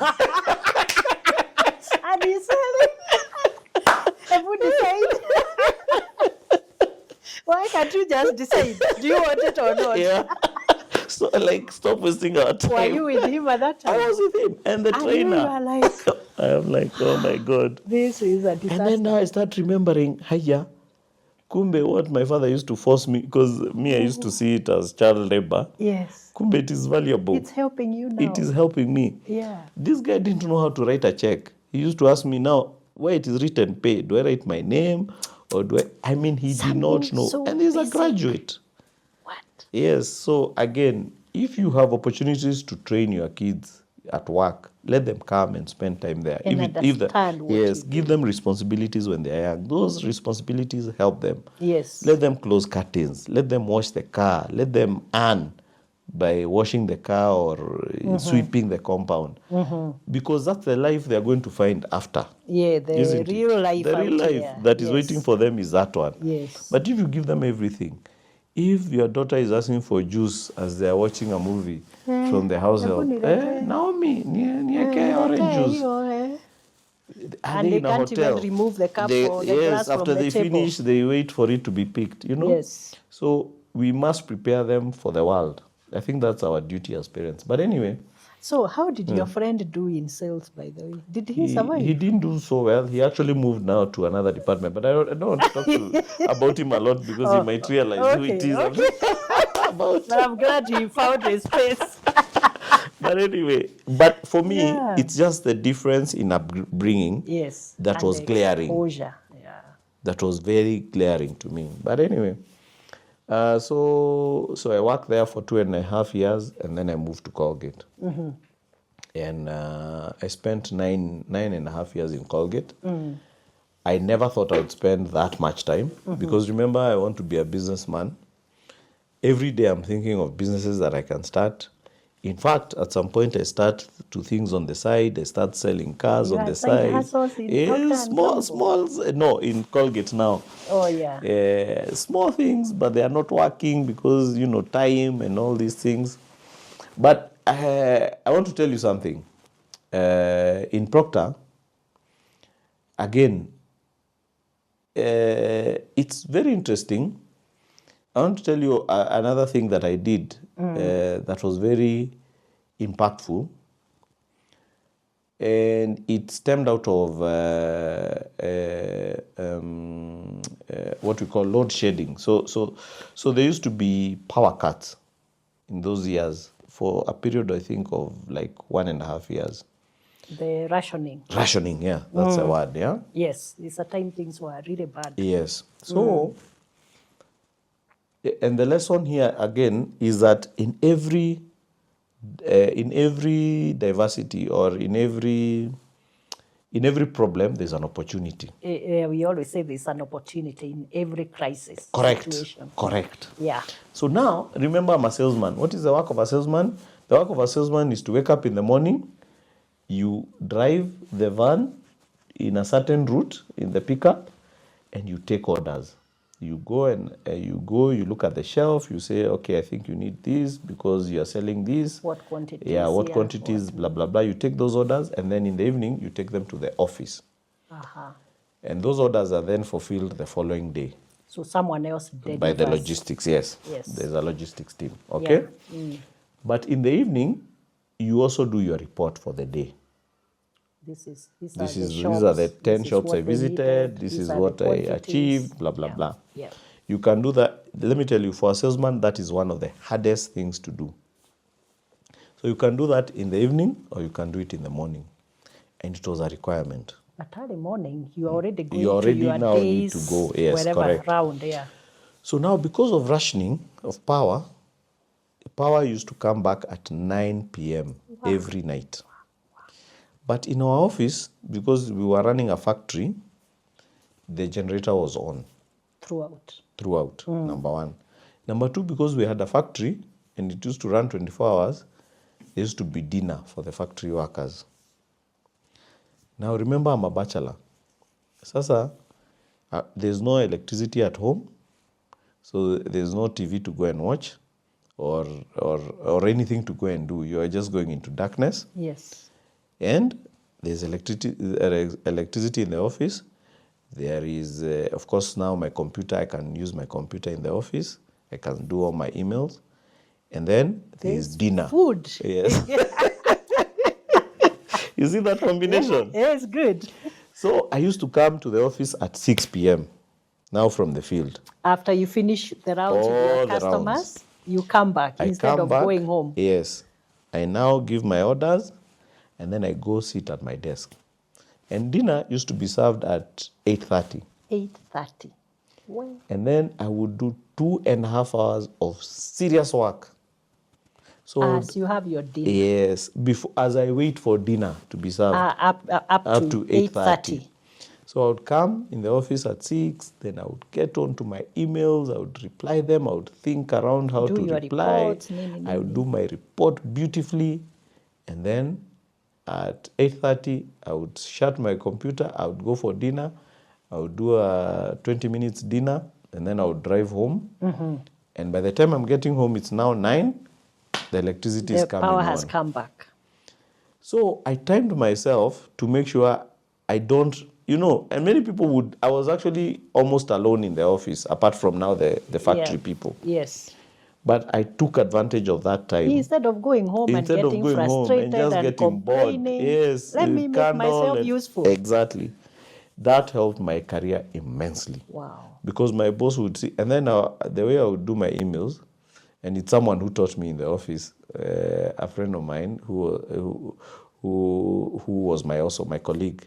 She told me, when you send emails, draft all of them. Then at 8:30, when you're just about to leave, that's when you send them. So when the other person sees, they see you are actually sending emails at 8:30. 8:30. Points. Your points are increasing. Yes, especially your boss. Wow. Since this guy works up to 8:30 This every one needs day. a promotion. Yes, this one needs a Ni huyu. promotion. So it was a very interesting, it was a Wow. very small thing, So but let me tell you, it worked wonders. But what you're also saying is Yes. that even rising Yes, and getting a promotion exactly. is a strategy. You think, you have You to have think. to plan it. You have to It's how not am I like going you to just stay there and you're Exactly. waiting, you know, be? How am I going to be different from the rest? from the others. How do I stand This out? guy sends every day at 8:30. He's sending The emails. daily reports. Yes, the and plan daily for reports they are tomorrow, done. His what, plan, any challenges. amazing. Wow. So that helped me a lot. Again, if I always tell people, if all of us want to be successful, and yet very few people are successful, it means Yeah. then you cannot use the thinking of the majority to be successful. Yeah. Isn't it? It's true. Because only very few are successful. So you must then think like the very few. You know, the 95% Yes. are average. Yes, correct. And that's a bad place to be. Exactly. So those are the people who will just go home. Yes. It's an autopilot. They will sit in Yes, darkness, they will yes. complain, call Kenya Power, yet we all know notices have gone out. There's rationing. There's nothing that There's is going to nothing we happen. can do. Yes. Yeah? It's going to come at 9. 9 o'clock. Yes, if you are lucky. Yeah, exactly. Sometimes it will come at even 10. Yeah, but what you're also teaching us here is, you know, success is also about adaptability. Exactly. This is the situation. It is what it is. Yeah. What are you going to do How about can it? I make the best Out of it. out of it? Yes. A tough situation. And if you look, and that's what I'm learning even now at Yes. this age. No matter how difficult the situation is, there's always something good about it. The silver lining. It in is every unbelievable. cloud. Yes. You just need to look hard enough, and you just need to have that open mind that Yes. there's something I'm going to find here Yes. of value. Yes. If you have a proposal and you're looking for capital, Yes. and you go to the first person who you think will give you capital and they refuse, Yes. don't spend your time getting upset Why did they say about no? that person saying no. Think, maybe this is not a good partner for me. Maybe this person would have changed my proposal to a different direction. Yes. Maybe, you must think like that. Otherwise, a lot of us spend time now wallowing. Oh, I would have been successful. Self-pity. It's only that this person didn't give me the capital. They messed me He up. messed me up. He messed you from what? He had no obligation to give you the capital. So Yes. I'm just trying to say that in every situation, always look for the opportunity, because there is always an opportunity in that Yeah, situation. yeah, yeah. And it's just simple examples, but they really, they for me, they always remind me that powerful lesson. They make a lot of sense. Yeah. So anyway, Yeah. so now I then joined Colgate. Colgate was also a fantastic employer, American company. I'm coming from USIU, which is an American university. I've joined now the second American company. So this America thing is working for me. I'm getting into enjoying you, it. eh? I'm enjoying It's it. good. Yeah, I'm enjoying it. Okay. And then, so I joined Colgate as a customer marketing manager. Let me ask you, Yes. when you're on American, were there any notable cultural differences? Oh, yeah. You know, the way between us, the way we do things or think with the Americans, because now you have them as your employers also. A very, very good After question. the training. Very, very good question. Let me tell you, there is a huge difference between our culture and the American culture. And it's just a very simple thing. As we have grown in the 844 system, what does the 844 system teach you? They teach you to be seen but not to be heard, to write but not to speak. Yes. Okay? Not to communicate. Not to communicate. To wait for you to be told what to do, to not argue, and obedience equals to being a good employee. The American system, on the other hand, and I was so fortunate to go to SIU, is about show and tell. It's about who I am, this is what I can do. It's about confidence. It's about standing in front of people and presenting yourself and what you're doing. Speaking for yourself. Speaking for yourself without fear. Yes. To the point where it's even exaggerated. So you get into an environment where people are used to just doing, but they don't speak up. But the American wants you to speak up and say, this is exactly what we're doing. And this is what I'm capable This is what I'm capable of doing. This is what I can deliver. My friend, that transition is not easy. That transition is not easy. And I saw a lot of people struggle to present. In fact, now in Colgate, I remember we had one guy, he was technically very good. But I used to feel so sorry for him because he could not do a presentation. To say this is what I have. He could not explain himself. He could not articulate things properly. So he always was scored very low, even though we knew he's a real deal. So that is a fundamental difference between Americans and our culture, and especially the 844. I think CBC might be different, but the 844 system was really right, be seen, not be heard, just articulate and hope. Remember. And hope. And you don't actually fight for positions, you hope. And you complain in the back room, in the corridors. But you never actually face your boss and say, this is what I want. I think I deserve a promotion. Exactly.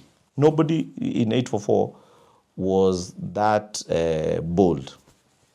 But I know in your business now and in other undertakings, you are dealing a lot with the younger generation. Yes.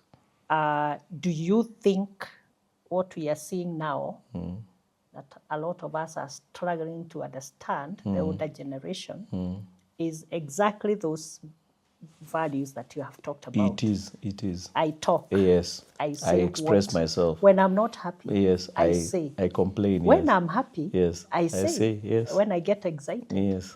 You know, the other day someone wrote a comment on my channel, banger. And I was like, what is this? So I checked. I went to AI to what is that? And they said, oh, it's good. It's exceptional. Well, I guess those are the things that we are seeing now. Yeah. You know, a generation that is more able to express themselves. And it's so beautiful. And say what they want. Yes. And what they are capable of doing. And I think it's a beautiful thing. And we should not, the older generation, we should not fear. We should embrace it. My 15-year-old daughter, anytime we argue, she tells me, and I say, listen, this is what I've said. When I say that, she tells me, Dad, I still have a point I want to put across. Listen to me. Yes, and that is so admirable. Because if I compare that to myself growing up, if my father said, that's it, that was it. When our parents talked, you could not say, hey, unless you watch them. Exactly. You could not say anything. You just do. Go there, you go. Yeah, so even when I'm very upset and she can see, you listen. She will still say, Dad, I still have a point I want to put across. Can you listen to me? And inside I'm saying, wow, I like that. Yes, I like that. I like that you are able to go above the friction and still put your point across. And respectfully. Yes. Not say, bang the door and things like that, but just say, this is what I think, and I think you should respect that. And she's only 15. And I have an 18-year-old who also does the same. And of course, the younger ones are also learning. Yeah, so and we encourage them. Yes, it becomes a culture. In the family. Yes, and even at my workplace, my business, I have only Gen Zs. I mean, the average age of my staff is 23 years. Wow. Yeah, if you take out my wife and I. Yes. And they don't shy away from expressing themselves. And I think it's a beautiful thing. We need to teach people how to just say what is inside them. Yeah. Because also you find that a lot of us have a lot of things that we have that we don't use because we are not given the opportunity to, true. to use. I'll give you an example. Every Monday morning, we have what we call the Monday morning meeting with all the staff. Monday mornings. Yeah, Monday morning. Oh, you took the starehe. Well, it's not a real, it's not a baraza. Oh, it's not quite. Yeah, but there's always an MC, so the facilitator of the meeting. One of the team members. And it could be anyone. Wow. From our driver to anyone. And because we have branches, we have 4 branches outside, it's a hybrid meeting. So we at the headquarters is physical, and then the virtual for the rest. And you take the mic and you say, now we want to invite the head of sales to blah, blah, blah. Then you invite the next person. And it is amazing the amount of talent somebody will have. Yes. Our surveyor, we have a surveyor. The guy is so funny. It's unbelievable. We cannot wait for the Monday. For his turn. Yes, when he's running the meeting. He'll crack everybody is just out. I mean, but where would we have known that kind of a thing if we didn't give him that opportunity to present? So everybody has something they can offer. Yes. And it is important to let people do that.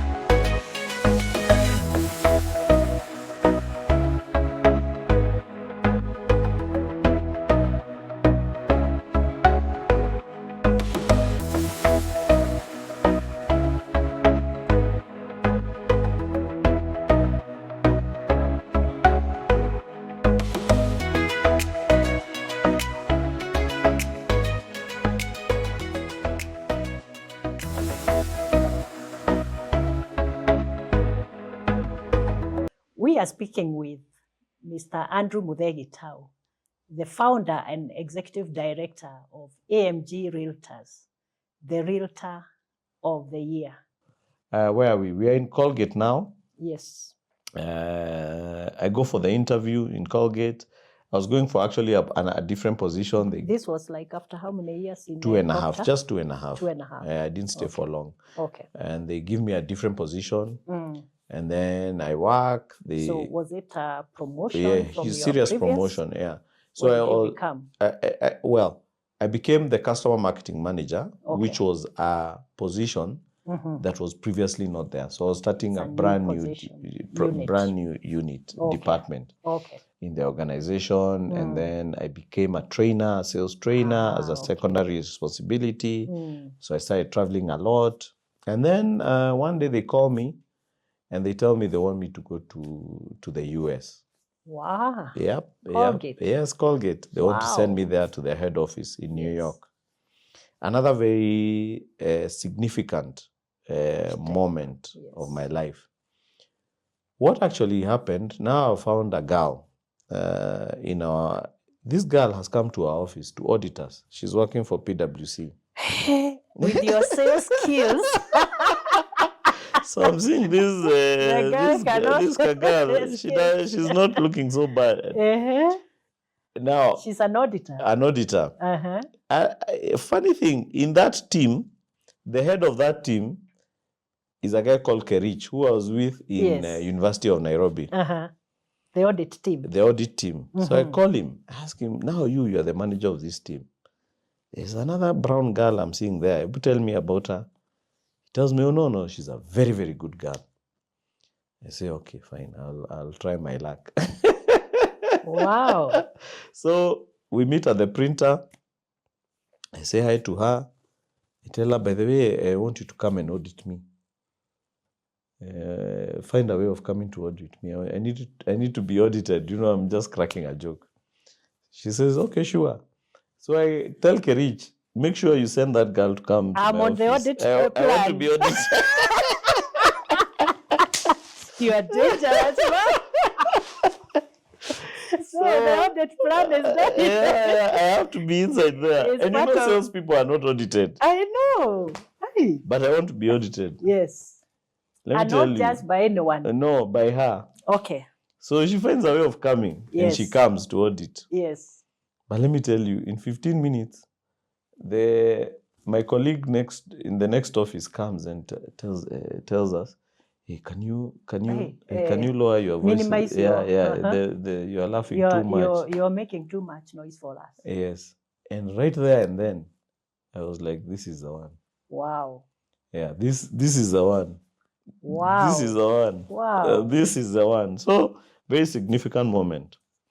So anyway, so we start dating almost immediately. Now I'm 29. I'll be 30 in September. So I had said I want to marry when I'm 30. I think you have a lesson there for the young men.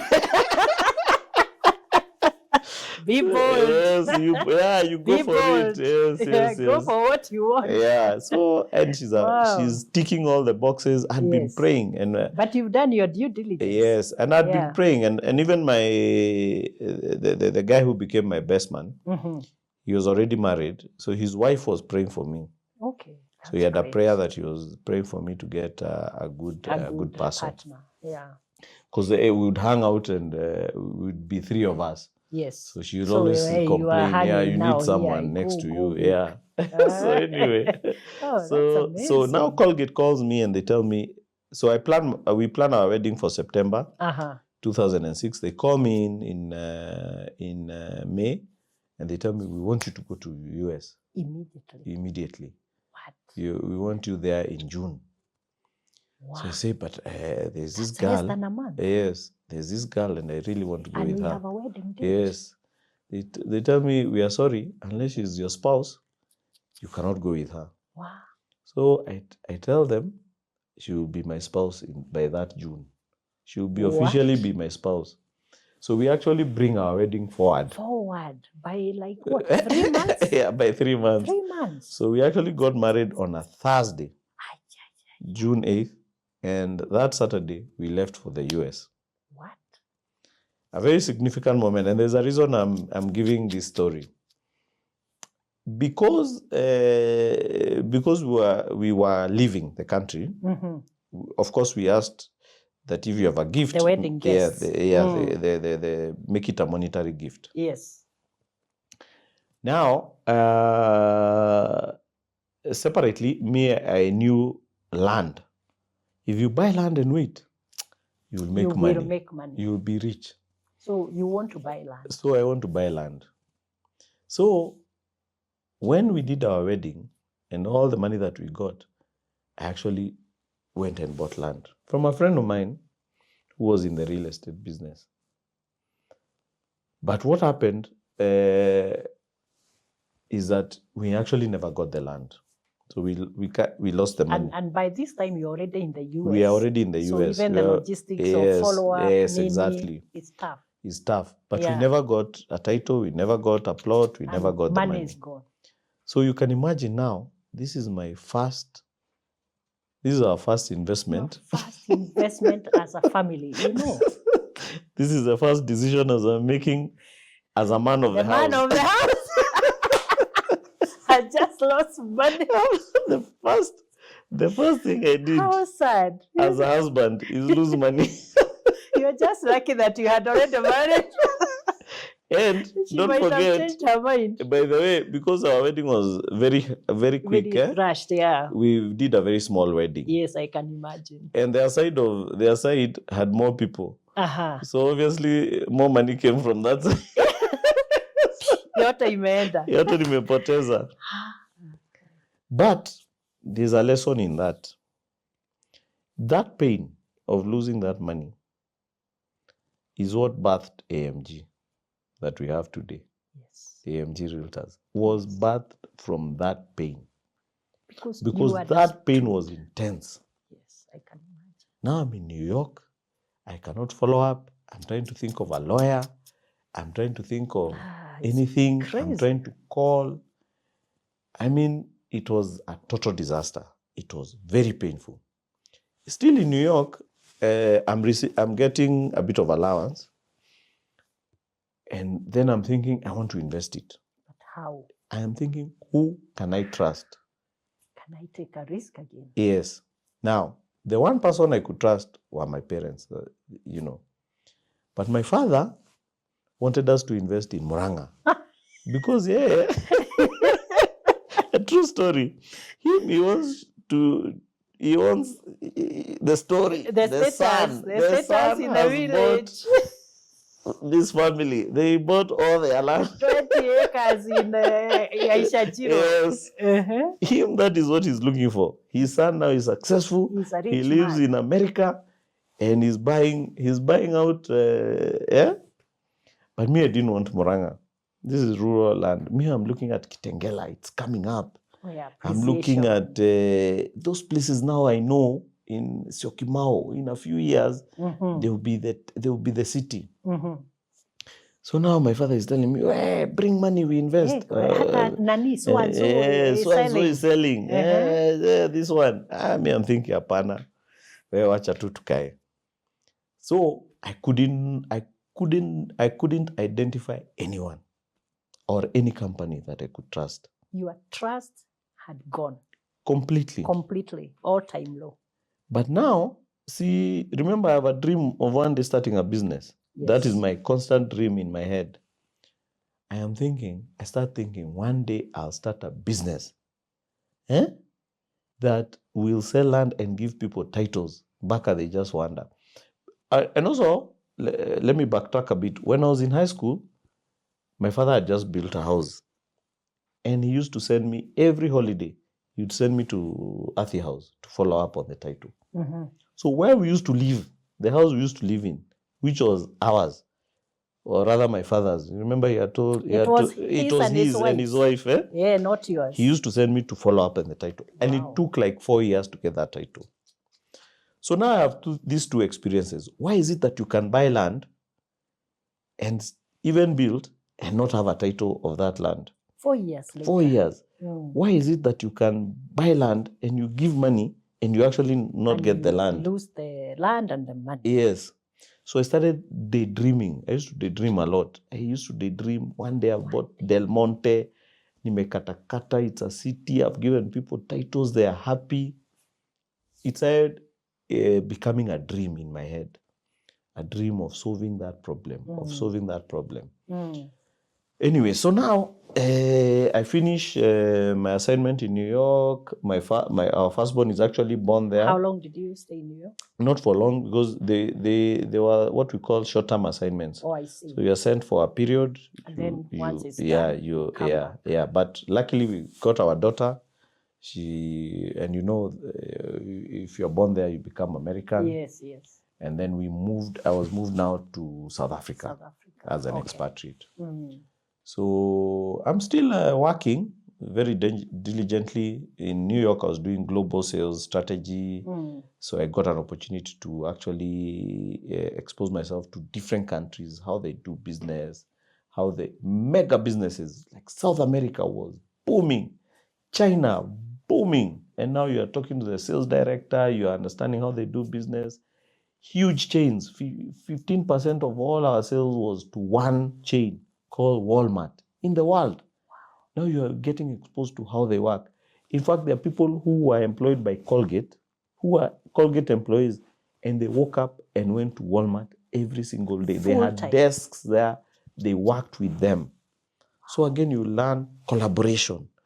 You learn how these guys work. They work as a team. They want to win the consumer. They are looking at the top brands and how do we win the consumer? What research can we do? What consumer behaviors do we see? What purchase behavior do we see? Data, a lot of data, mega data. How do you analyze mega data? How do you make sense of it? So huge exposure. Again, I'm still a trainer, so I'm traveling to Italy to train people. I'm traveling to UAE. I'm traveling to these places. And I'm training different people, different positions, different races. And you just see different cultures. and huge exposure. Then I go to South Africa. Now I'm managing what we were calling East-West Africa, which was 41 countries. So all the way from Kenya down to Mozambique. But excluding North Africa, and actually excluding also South Africa. All those countries in Africa were bundled into one. And now I'm doing the sales. I have the sales position now. So I'm talking again to a lot of sales directors, head of sales in each of these countries, trying to grow the numbers. This is Kibaki time. There's a boom in Kenya. There's a boom in the whole of Africa. Yeah.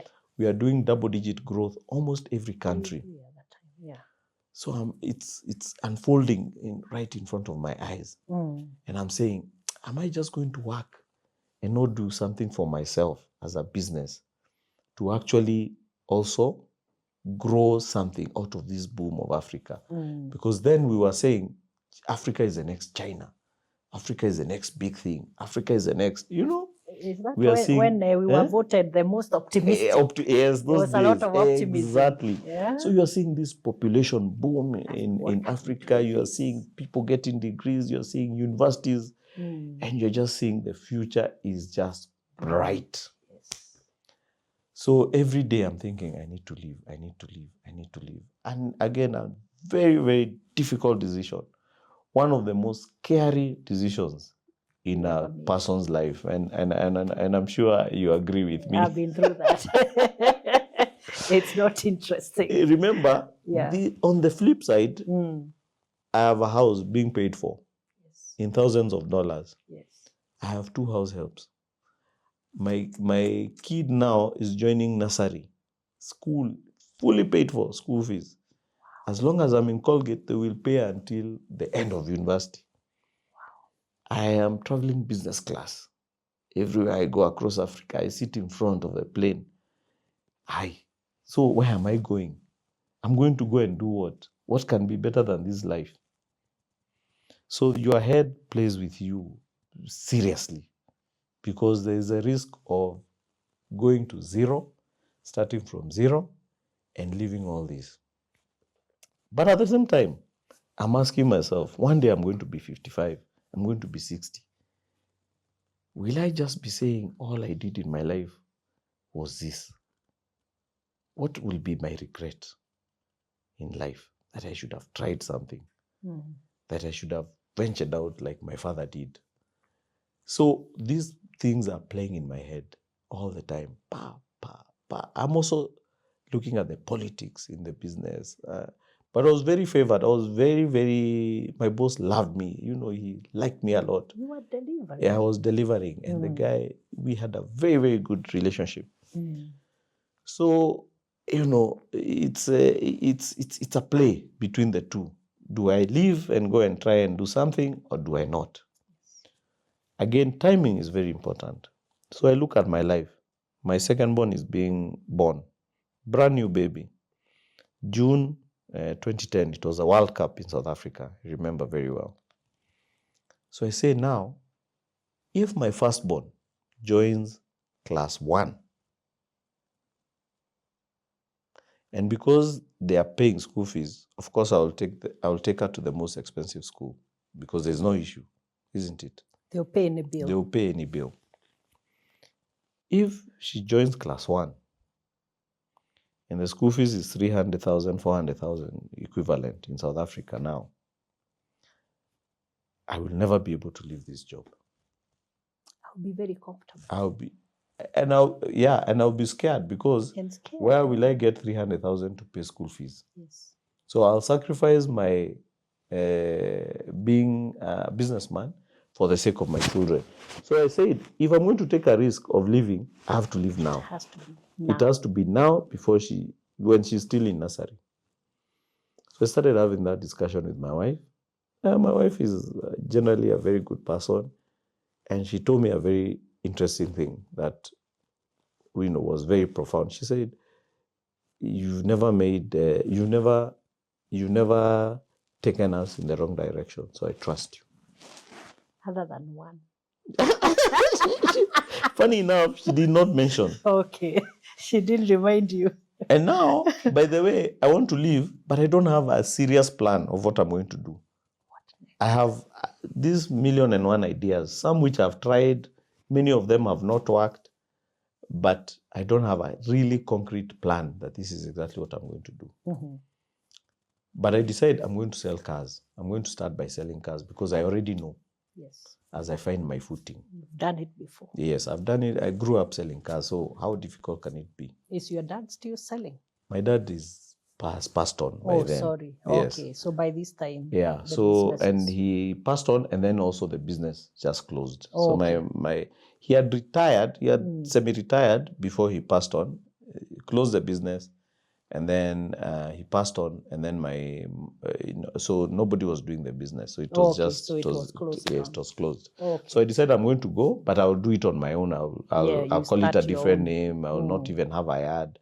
I'll just sell cars as I look for my footing. So 2010, I asked Colgate to bring me back to Kenya. They agree. 2010 December, I come back. 2011 of March, I put in my letter. Why?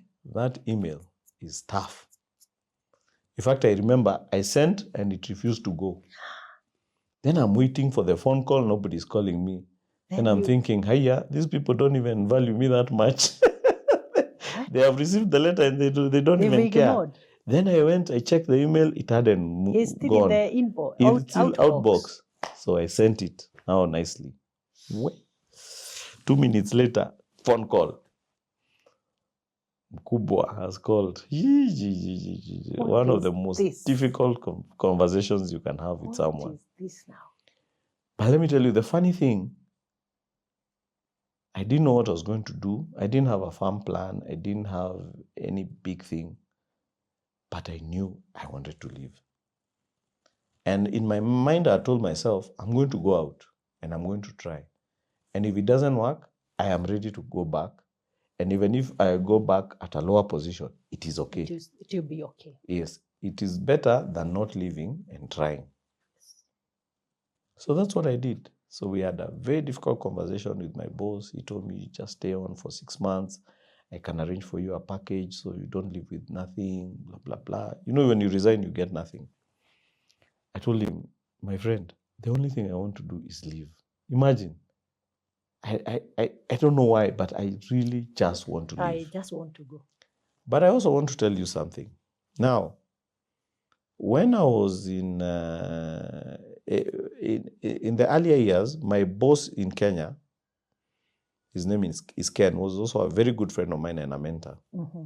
And he had told me one thing, because I had asked him about mortgages and buying a house and how can you have a loan for 30 years.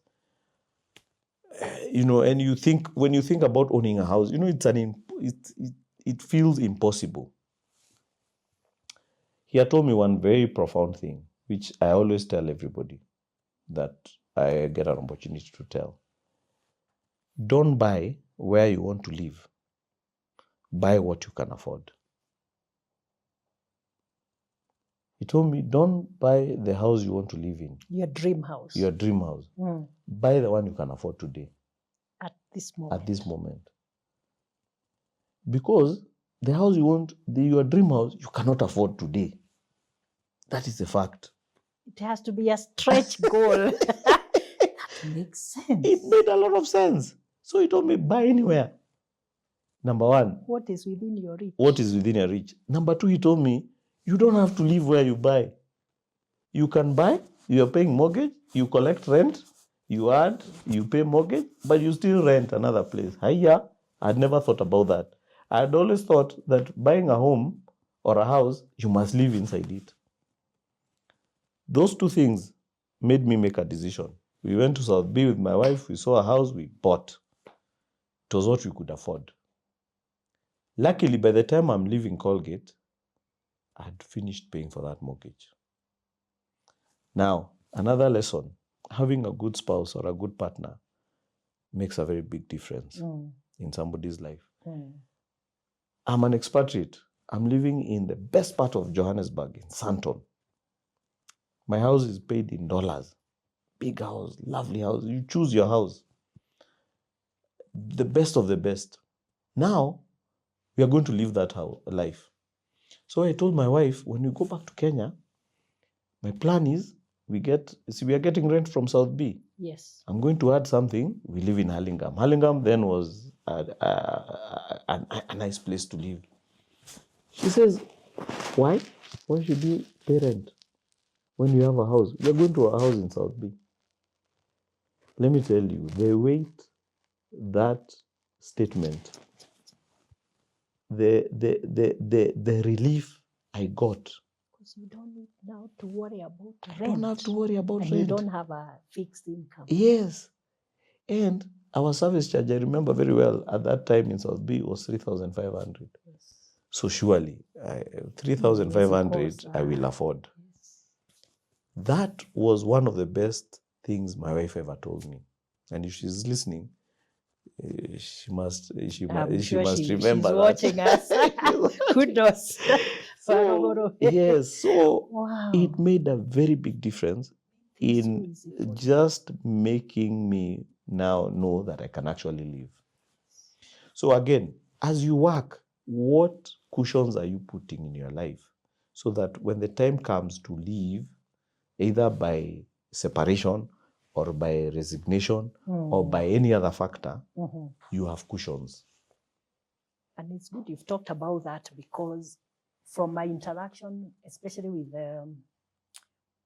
young executives who are just setting out their building their families and all that, one of the complaints they are having now is the pressure they get from their partners. Why can't we take our kids to this and this school? Or our friends, so and so, their kids are going there. Why can't we live in this and this place? That's where so and so are living. What do you earn? Aren't you earning money like other people? Exactly. There's a lot of pressure, yes. And it's peer pressure, which then enters the couple. Family. Yes, the family. Yes. One of the things also, I think I was very fortunate, and I've been talking about only good things. I should also talk about the bad things. Is hanging out with older people. One of my best friends is my senior by about 5 years. Yes. He's a Muslim. He's Arab. Very different from you. Very different culture. But let me tell you, the life lessons I've learned from that man, is actually, I call him my best friend, are so invaluable. They have a huge business. Huge business.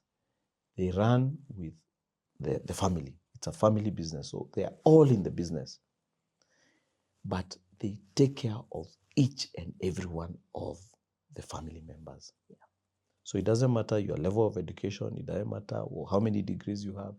You're given a responsibility and you run with it. Yes. And you're placed in the place that is best for you. Where you can be most productive. Now, what does hanging out with older people do? Number one, it reduces the peer pressure. You know that? Yeah. You know, when you hang out with your peers, there's this underhand competition. I have to drive the best car among all of them. I have to appear to be living in the right place. So I can't live in South B. I have to live in Lavington. I can't. There's a lot of those. Now, when you hang out with older people, those things don't matter to them. They don't get excited. There's no. You can't store them. Unastua nani? That guy bought a Mercedes when you were 10. Alafu akaona there's no and he sold it, and he now drives an old Prado. Toyota, yes, and he's very happy. Yeah. So they teach you a lot of lessons. They tell you to avoid these mistakes. They tell you life, you have to balance between cash flow and asset base. They teach you. So if you're a good listener and you follow what they're telling you, like now Ken, he taught me about buying a house where I can afford. Yes. That became my savior. And it was a very good house. Very nice house that we owned. So no pressure. It's no stress. No stress. Yeah. I think if we didn't have that house that was fully paid for, I probably could have not been able to resign. You would have really suffered in that transition. Yes. Yeah. So hanging out with older people always is a good thing. So have 2 or 3 friends who are older than you because they teach you life lessons. Another friend of mine called Kimani, he taught me how to build apartments. He does apartment blocks. He has many of them. And he told me, if you're waiting to have 20 million in your account to start building, you will never build. Never do it. If you have 1 million shillings, go and start building. Can you imagine somebody giving you that kind of advice? And you just think, this guy is just, he's playing around with me. He's just saying that because he's rich, you know. And then you go and actually do it like a fool. And then it actually works. It works out. It works out. So you build your first one and then you build another one. So it's always good to have older friends and genuine friends, you know, people who want good things for you. So anyway, so now we move into this house. I buy my cars to sell. Why? First shock. Nothing is moving. You could not sell cars. I could not sell cars. How come? The business that I grew up doing. It's no longer working. My time between New York and South Africa, everything about selling cars had changed. What? In less than 4 years, things had changed. And yet you had assumed. I'll just speak Muzee's strategy. Of course, I implemented. Continue. I was part of that. Of course. How hard? What can you tell me about selling cars? No longer applies. Did not apply. The script is no longer relevant. You remember when one day you woke up and there were showrooms everywhere? Yes. Car yards. Yes. That is what I found. The game had changed. And the bazaars and all that. Yes. The game had changed, but I was away. I did not know. I come back, I think it is the same environment. Where the cars I bought are the wrong ones. The pricing I'm putting is for a newly imported car, but mine is used already. I'm buying cars at overpriced prices because I am thinking, anyway, big mistakes. So complete failure. So my capital now is stuck. In fact, let me tell you that I had to go back to work. I didn't go to Colgate, but I looked for another job. I found a former MD of Colgate. He had gone to another company. He was looking for somebody to help him in distribution. I joined. The plan has collapsed. It has collapsed so quickly. Dramatically. Yeah. So fast. You know, Marion Gadoga was here. Yes, Marion. And she did the same. I know her. She's my good friend. And you know, she told me when she started her own business, she described it as an epic failure. And I was like, because you are taking your buyer, strategy into a small into a small business, yes. The dynamics are very different. They are very different. What went wrong in your own assessment?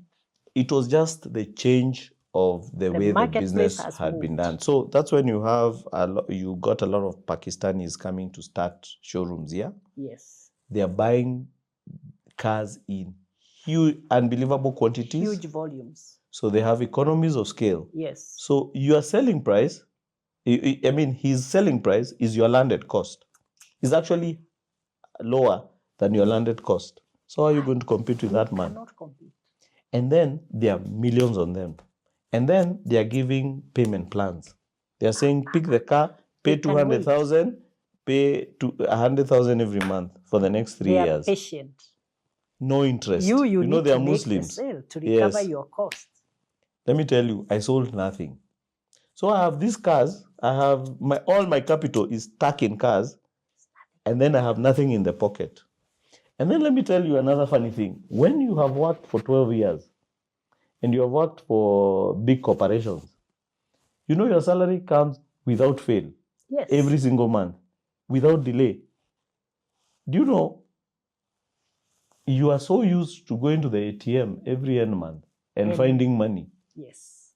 Then one day you wake up, you go to the ATM to go and get money. And then you find, there's no money. There's no money. And then you're thinking, let me call HR. And then you remember, oh my God, I'm no longer work. I'm no longer there. Shock on you. And then you see your balance, you have 20,000 between you and poverty. That's where I reached.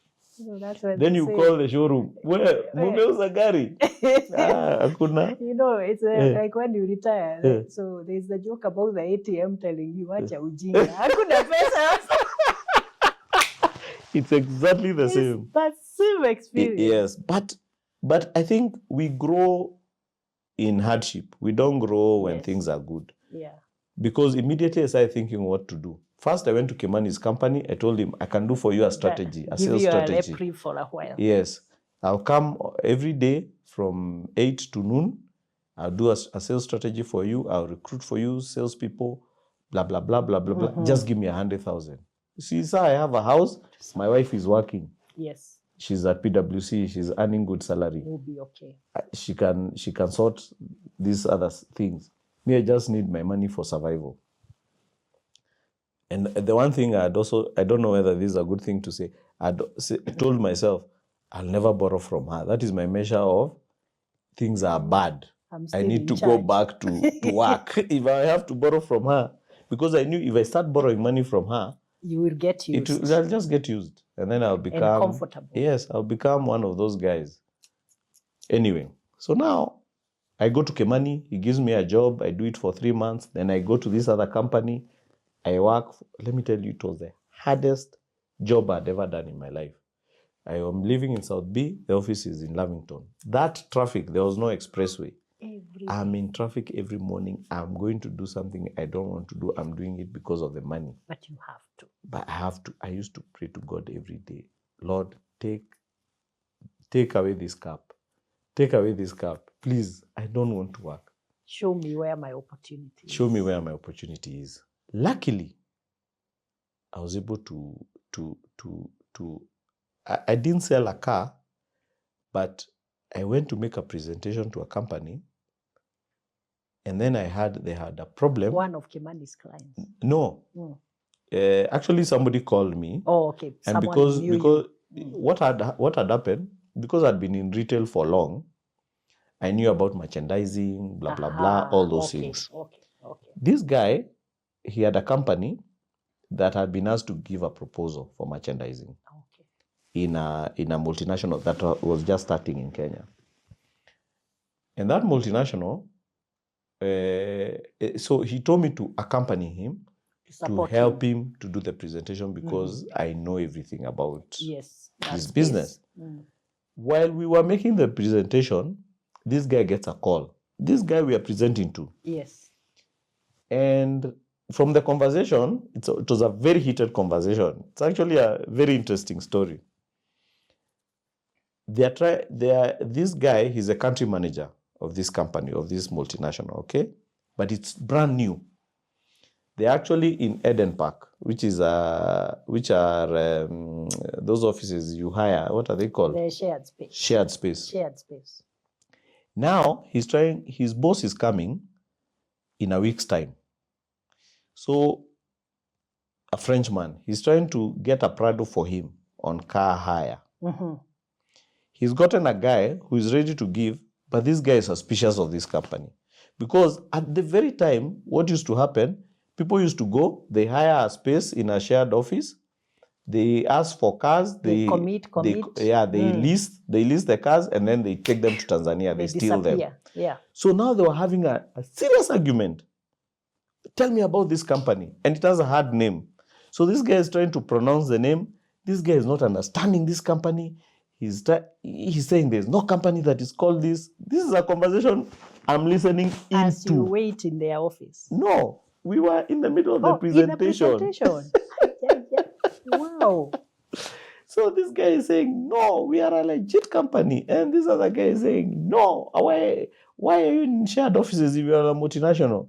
And this guy is saying, because we have just landed in the country. We are planning. The guy is saying, I don't trust you. I can't give you my car.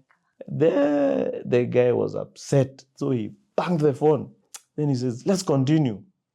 So I asked him, Wycliffe, tell me more about this thing. What do you need? Then he tells me, my boss is coming on Friday and I need a car. But these guys will not trust And these guys, I told him, what car does he need? He says, a Prado. What kind of a Prado? Blah, blah, blah. How much are you paying? 300,000 a month. 300. You're getting excited. So I told him, if I bring you a Prado, you're going to pay me 300,000 a month. He asked me, do you have a Prado or you're just playing with me? I am stressed. Now we have forgotten the merchandising And now that presentation. presentation is forgotten. I tell him, I can bring you a Prado in 2 hours. If you want. He says, whose is it? You know, the guy, he's even becoming now more Now he's upset annoyed, because yeah. he's thinking, this guy is just playing He's with my become mind. aggressive. I told him, if you approve it, it is going to be mine. He asked me, you are telling me you bring me a Prado in 2 hours? I said, I'll bring you a Prado in 2 hours. Sawa, bring me a Prado in 2 hours. So I go to the showroom. The showroom is not mine. I just buy cars and take there. And you use someone's Yes. showroom. So they had a very clean Prado. Remember now, every day I visit the showroom to see whether my cars have been sold. Yes. They had a very, very clean Prado, an extremely clean car. I knew they would trade in with one of my cars if I give them a deal. I just needed to give them a deal.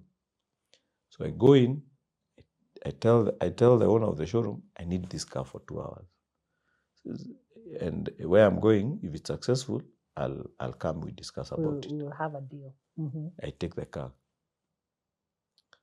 Wycliffe tells me, I think you're just playing with me.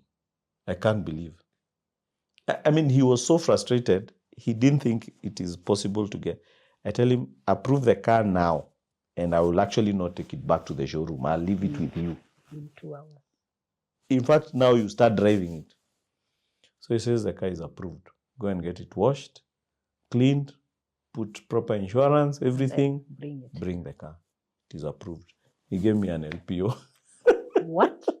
So I go back to the showroom. Just like that? Yes. Now, merchandising, we've forgotten.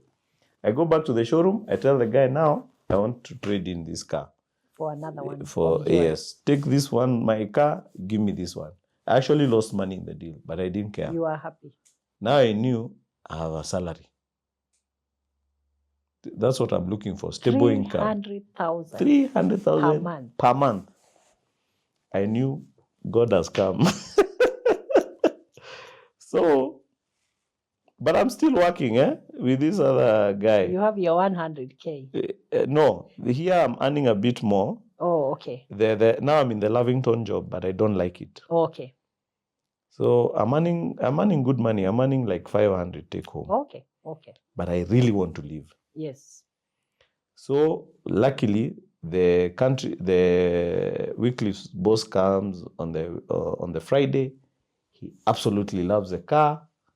Someone else is joining them. They ask me for a second car. What? But now of a lower grade, I take a Nissan X-Trail. Now you could use yours. No, now I'm just doing trade-ins. Remember, I had like 2-3 cars. Yes. Yes. Then, for what they want. Yes. Then I take another one, so I have 3 cars. Wow. And now I'm earning about 700,000. Now I go to my company. I tell them now I want to resign. Yes. And my boss told me, I could see you are not engaged. You are restless. You are looking for your breakthrough. You are just wanting to go out. Yes. In fact, now when I went to my office to clear, I went and knelt down. I told God, please, I never want to work again for anyone. Please, just don't let me go back to that environment. I'm done with this phase. Yes. So I left. So now I have good money. I do the car hire thing. Now, because it wasn't long, but it was a struggle, that those few months of not working and the business is not doing well. All I'm thinking is, how do I secure my life? How do I make sure if tomorrow this company calls me and tells me they don't want my cars, what will I do? Yes. Because what I know is I'm never going back to employment. So I got a call from a friend of mine, a friend I hadn't seen for long. He tells me, by the way, I'm selling land in Nanyuki. Would you want? I think, land, yes. This thing of buying land, which I love, I'm going to buy land in Nanyuki. If I buy, I know if I'm out of a job, I can easily sell. And I can have money to survive. Now I'm trying to cushion myself in different ways. Yeah. So I drive to Nanyuki. Let me tell you, it was July 2011. No. Yeah? Anyway, it was maybe July, August 2011 or something like that. Mm-hmm. I find a piece of land this guy is selling. It is so beautiful. It had rained. It was green. We were on top of a hill. In Nanyuki. He's showing us the place.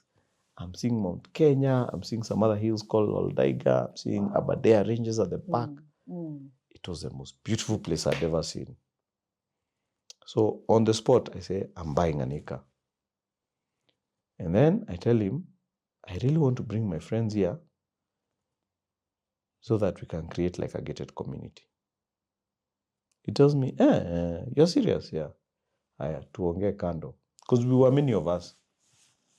Then when he calls me kando, he tells me, in actual fact, for every customer you bring, I'll give you commission. What? I say, Remember now I have the car hire business. It's bringing some money. But I don't have something I wake up to do every day. Yes. No car hire, once the car is gone, there's nothing for you today to do. So I'm very idle. I've left the other company. The few cars I have are in the showroom. So when I wake up in the morning, I actually don't have... No, I had something to do, but it was not something serious. Not engaging youth. Again, when... because of this cushioning, I had started a car wash. Can you imagine? A car wash. This is an expatriate. I think here we will say from Colgate to car wash. From an expatriate to a car wash. No. And I'll tell you the reasoning behind it. I had a piece of land on Thika Road. Now, what I realized is that you can have assets, but you need cash flow. It's important for day to day. Exactly. I realized my car in a showroom cannot feed me in the evening. Yes. I need 2,000 shillings every single day to have fuel. Yes. To eat at Java, have a coffee at Java. Basic requirements. Yes. Simple as that. So I started a car wash to get my 2,000. So I have the car wash, and then now I have the car hire, and then now if I buy land, I'm still cushioning. So I'm looking for different things to cushion me. So this guy tells me now, kuna kazi hapa. If you sell, commission. And he gave me an offer I'd never heard of. He told me, for every 5 acres you sell, I'll give you an acre for free. What? I sent emails to everybody I knew. I asked him for the write-up. I made it my own. I sent to everybody I knew. Even people I'd worked with in Colgate, whoever. All your contacts. Every contact. I sold 25 acres out of those emails. Another revelation. Yani, emails can help you sell land. All I need to sell land is just do emails. People you haven't seen for years. People I haven't seen. So again, I see an opportunity. I can actually get into the business of selling land. So I call him. I tell him now, hey, I think I want to do this business full time. He tells me, if you have some money, I have somebody I can introduce you who's selling some land in the same Nanyuki. You can start. Hey, how much is it? Blah, blah, blah. Si niko na tu pesa tunatoka from the car hire, car rental business. Whip. I go to Nanyuki one Saturday. Negotiate with this guy for 4 hours. And buy my first 10 acres. The land was cheap then. I buy 10 acres. I didn't have all the money. I paid kidogo, then I finished like after a month. I got my title in my name, Andrew Muthee Gitau. Because for the 10 acres. I don't have a business. So I decided I'm going to katakata this land and I'm going to sell it. where do I katakata? I katakata halves, some halves, and acres. So I did that. I started selling. Do you know God works in mysterious ways? I had completely forgotten the dream that I used to have in New York. After you lost your money. After I lost my money. This dream came at that point. I remembered, oh my God, I always wanted to get into this business. But, you know, I was a daydreamer. I used to think everything for me was an opportunity. So I had thought of 1,000,001 businesses. So it wasn't top of mind. It was just another thought that I had. And, you know, I'd see something in New York. I would think maybe I need to take it to Kenya, you know. So I had 1,000,001 ideas. But this one was very strong. It came back. Hiya, this is the dream I used to have when I was in New York, of losing money and wanting to solve this problem of titles. And the gap is still there. And the gap is still there, glaring. Still. Yes. Yeah. So I said, oh, fantastic. Okay, I can make this a real business. What am I going to do? Wow. How am I going to do it differently than everybody else? How will I make sure that people get their titles when they buy land from me? Now that brings us to the next phase. Mr. Andrew Muthee Gitau, AMG Realtors, founder and executive director.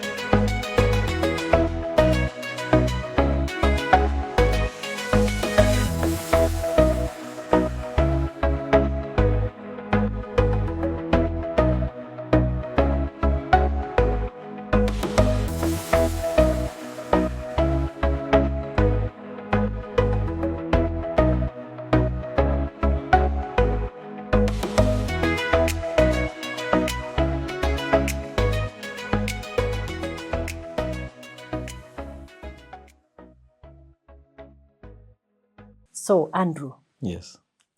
During that period of transition, he retired from a high-paying, high-flying job, South Africa, with New all York. the perks. Yes. And now you're actually struggling to put food on the table.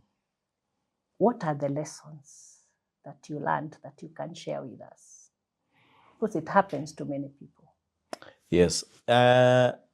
I'll speak of the realities. The first reality is that journey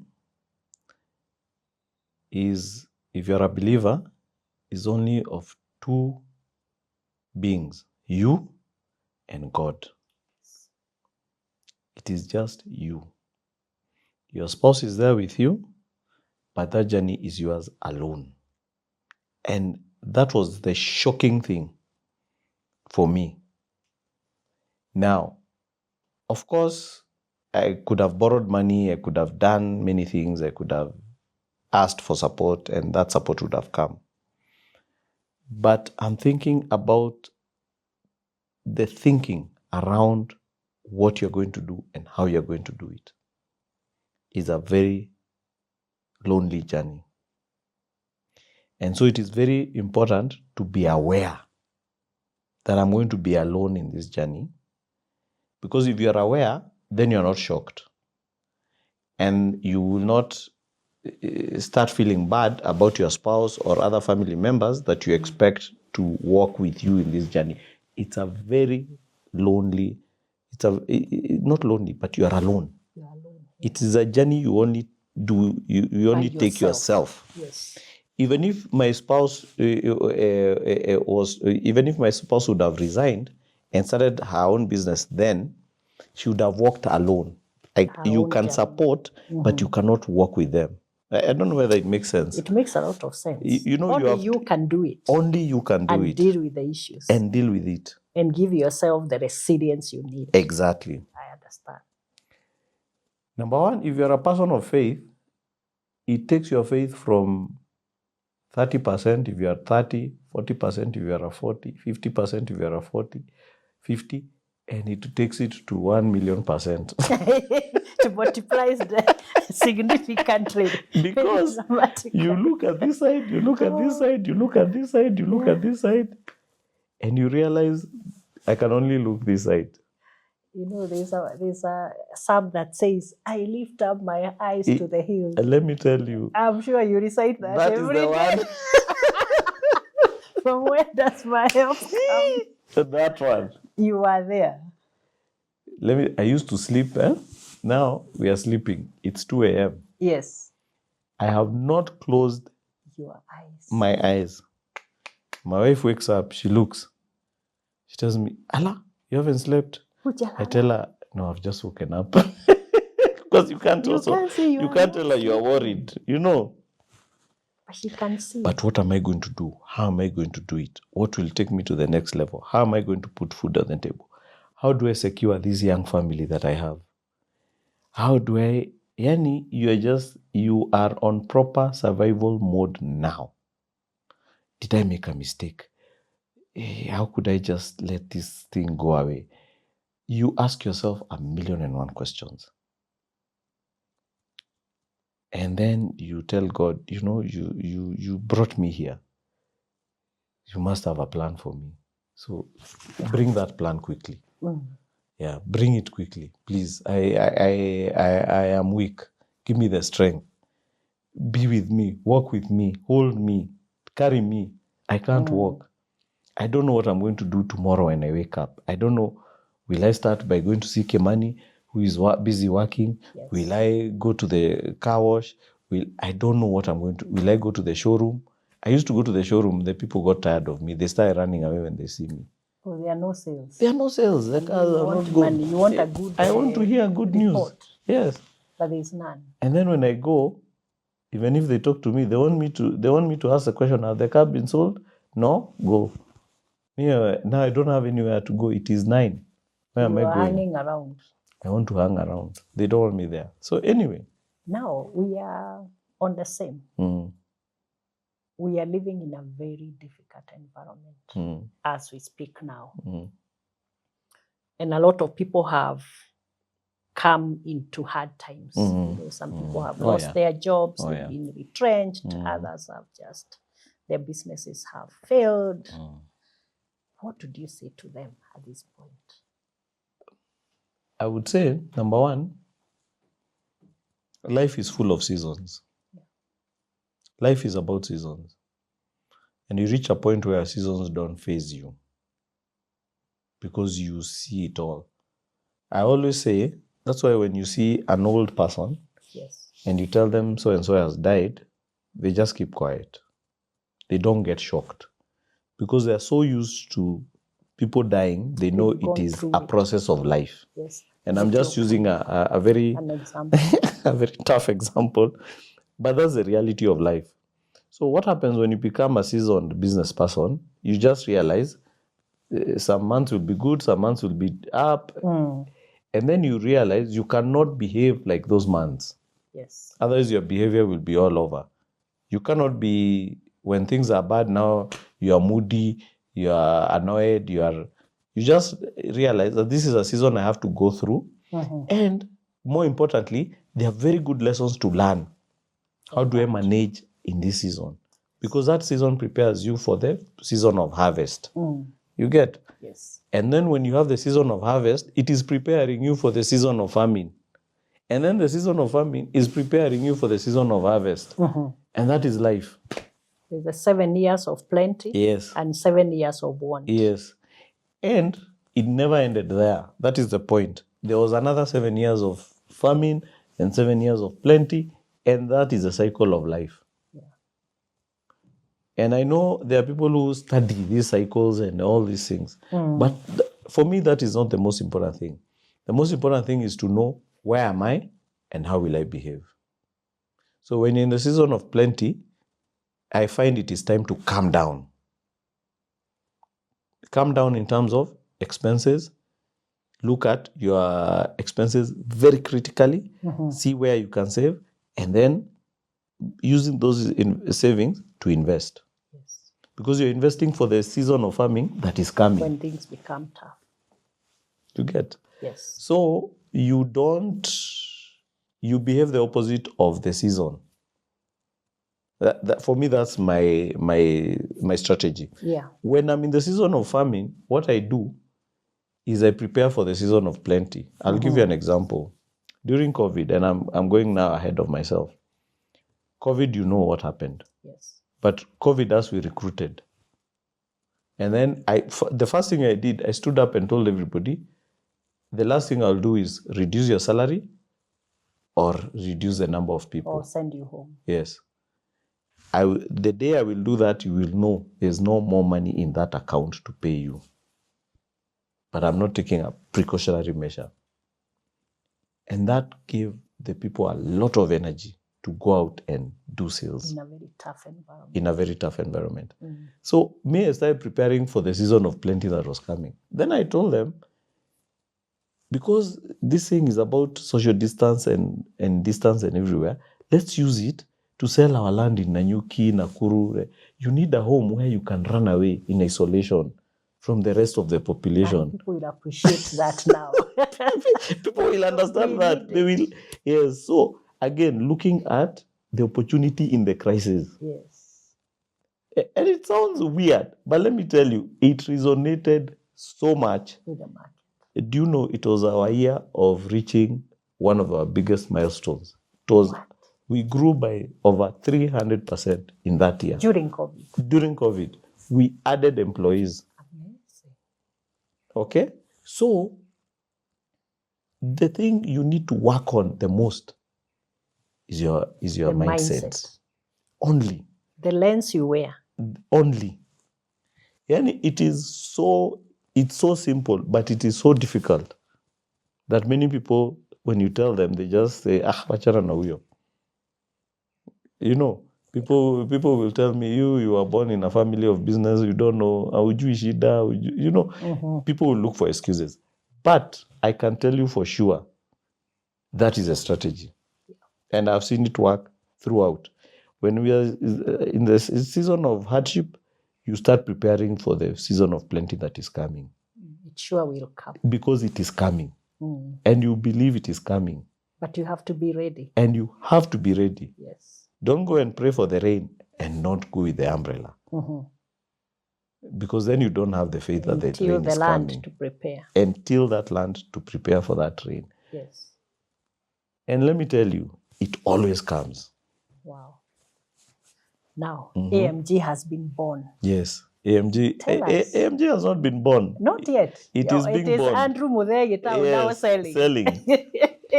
So it hits me. This is the actual business I wanted to do. I had this dream. So I asked myself, what am I going to do? What am I going to do and how am I going to do it? How am I going to do this business so that I never become like every other business that sell land and don't give people titles?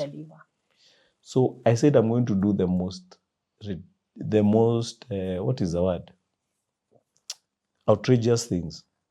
Number one, I'll call it my name. Andrew Muthee Gitau, AMG Realtors. Why? Because I know if I spoil my name, I'm done. It's you. Yes, it is me. There's nothing to go to. It's my promise. Yes. To you. I'm putting my name customer. On the line. Wow. First thing, I went and registered. AMG Realtors. I said, I don't want to reach a point where I'm tempted to spoil the company and then start another one, which is what a lot of people do. Yeah, they do. I said, I'm putting my name on the line so that if I ever spoil it, I'm done for life. And there's no way out. Yeah. That's how serious I was. Number two, I realized the problem with titles is that a lot of people sell land that they don't own. So how does it work? I come to you, you're selling your 20 acres for 20 million. and you have been struggling to sell it for the last 1 year or 2 years. So I tell you, I'll give you 2 million deposit, which is 10%. I will owe you 18 million, but as soon as I give you the 2 million, allow me to subdivide and sell.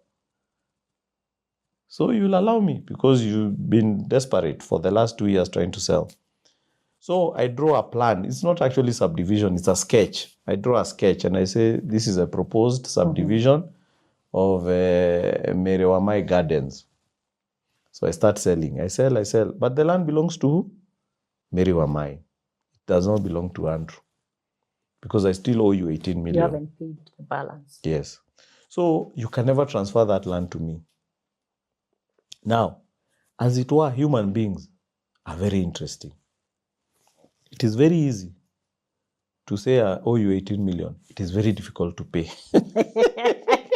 And yet I'm selling to that party. So, yes. So what I do, when I start selling, I say, unaona hizi plot za mwisho, these 30 plots, these at the end. See, 600 times 30 is 18 million. Hizo ndio nitalipa Mary nazo. So I start taking these first ones. The other 20, that is my profit. Yes. I buy the V8. I go, I find another Mary. I pay her 2 million for the next project. I start now. Simnaniona niko. So now you owe 3 or 4 people. You create a chain. So I owe Mary 18. Maybe I've cleared another 2, 3. I still owe her 15. I still owe her 20, 12 million, 13 million, 10 million. I go to another project. I do the same. Then one day I wake up, I owe people 600 million. Meanwhile, because cash is coming every day because you're selling, I'm expanding the operation. I have 400 people. I have 5 buses. Huge I'm doing, I'm on this TV station every day. Yeah, of course, the money is coming. Yes. But I'm forgetting I owe people. It's not your money. It is not your money. And then the ego is also growing. People are seeing me. Hey, na hiyo company yako ina grow. It's a tycoon. One day, I'll wake up, I owe 1 billion shillings to people who have taken land from, and I cannot pay. That story happens to 90% of the companies you see closing. Fact. So what did I say? I said, I will only sell land that I own. Let me tell you, it is one of the most difficult decisions to say and keep and follow. Why? Why? Because there's a lot of land on sale. There's a lot of people desperate to sell the land. They can do anything. Take the land, even transfer it. You pay me when you sell. Because they have been trying to sell the land for 3 years, 4 years, 5 years. They need the money. They need the money. So it is so easy to get land. It is so easy. That's why our industry is a very easy entry industry. Today, I just need to have 5 people who I say are salespeople, and I'll get land today from somebody who will say, let's do a joint venture. You don't need to pay in advance. I don't even need to pay even a shilling. But you said, I will not do it that way. I said, I will not do it because I don't want to reach a point. We are human beings of being tempted to follow what others follow. And up to today, we've never sold land that we don't own. 13 years. And I said, and you know, every decision you make, there's a price to pay. Yes. What it meant, I couldn't go to the bank to borrow. I can only use the capital I have. That means I will move at snail pace, very slowly, because I can only now buy, if I have 2 million, I buy land worth 2 million. I sell, I have 5 million now, or 3 million, I buy land for 3 million. Yes. So for 6 years, nobody knew about us. We could not even advertise. You are moving slowly building. We bought, but what we did, because I discovered, once you have your title in AMG's name, you subdivide the land and you sell. The process of getting a title transferred is less than 2 days. If the buyer signs all the forms, I go to the lands office, especially the ones outside of Nairobi. Yes. Fast. There's nothing to do. You pay the stamp duty, 2 days, your title is out. It's out. So I started delivering titles. Wow. And I deliver to you personally. I tell you, please give me 2 people. You are so happy, so excited. It's A too good title to in be 2 true. weeks. Yes. Other people started now doing search on their new title. Umepata title imeandikwa jina yako, but you go secretly To confirm to it is confirm real. because you are thinking this must be fake. They must have come from those ones with Yes. the river, on River Road. Do you know for 6 years, Mary, we did not advertise anywhere. We were not known. Nobody knew about us. Building We were just slowly. building. You build. And then every land we sold, we bought more land. Everything, every profit, we took it back. Yes, after you sell. After we sell, we take it back. After we sell, we take it back. So we were building our capital base. It is not the most efficient way to do business, but let me tell you, it is the most comfortable. It is the best because you sleep like a baby. I would say the most sustainable. No more sleepless nights now. Now by 2 a.m. you are snoring. Yes. That's a good thing. Now, there's nothing as good as running a business Yes. where you don't owe a supplier. Yes. You don't owe anyone. You just don't owe anyone. Yes. That comfort is unbelievable. Yes. So now I used to be the one, I take you, you see the land. I had a lawyer, he had given me a template. I come, I fill in your names and everything. I send to the lawyer, he checks, he signs, he stamps. I bring you, you sign. I'm doing everything. You're employee, you become employee number 1, and you're also the accountant, the lawyer, You are the surveyor. multitasking. Yes. You do everything. But God is gracious because at that point I had a lot of energy. I'm 30-something. I'm very young. So I would drive to Nanyuki, Run I'd come around back, working at night, whatever. The workaholic that I'd call my dad now It's you. is me now. But it started working. The other thing I knew, I had to be patient because if I'm using my own capital, which by the way, it was nothing. There was nothing that I was going to make substantial. And I could not be big and I could not. But I always used to say, me, as long as I pay school fees, as long as I can do a small holiday, even in Mombasa by road, me, I don't need a lot of things. I don't need to be the richest man in the world. I just need to work. Then my Arab friend, very wealthy guy, very nice guy, he told me, you see, also Muslims don't borrow. Yes. And I know you come from the banking I was there. background, so they are not loans. they are not your friends. He told me, don't borrow. In fact, he told me in Swahili, inamisha kichwa, fanya kazi. The day you lift your head, you won't believe what you've been able to achieve. Just work. Just work and do more work and do more work. So we started in Nanyuki, Laikipia. Do you know I went to Nanyuki for 6 years, every single week without fail from Nairobi. Every single week I went. Even when I felt like not going, even when there was nothing to do, even when there was no title to process, I went to Nanyuki. You still went. I still drove to Nanyuki. In fact, I remember a friend of mine calling me and he asked me, where are you? I can hear you're driving. I say, I'm driving from Nanyuki. He says, you might die on that road. But I thought the project was done. No, now you sell, you buy another. You sell, you buy another. You sell, you buy 2 more. You sell, you buy. And you buy until you're just going crazy. But I guess it's what they call the 10,000 hours. Yeah, the investment. The practice. It's a gym. Yeah. It's building your 6-pack. Yes. You're not going to build it by staying at home. Or doing it for 2 days and then say, I'm done. Yes. It is building your reputation. Every day. I mean, and I tell people, even my team, I tell them, there's a hairdresser you go to. And if they're not there, you wait. You drive from Karen to go to Westlands to a hairdresser. Yeah. And from Karen to Westlands, there are 30 other hairdressers. Many. Why? Yes. There's a tailor you take your clothes to. Why? And you leave 100 others. And if you hear he has gone to Kisumu sijui for a burial, you say nitakugojea. Yeah. We wait. Yeah? There's a plumber you call to your house. Yes. And if that plumber is not available, and he tells you, acha nikutumie mtu mwingine, you tell him Say hapana. hapana, nitagoja. It wasn't that urgent. Yes. Anyway, ni sawa tu. Tutafunga hiyo room. Nitarudi lini? We will not use that toilet until you come.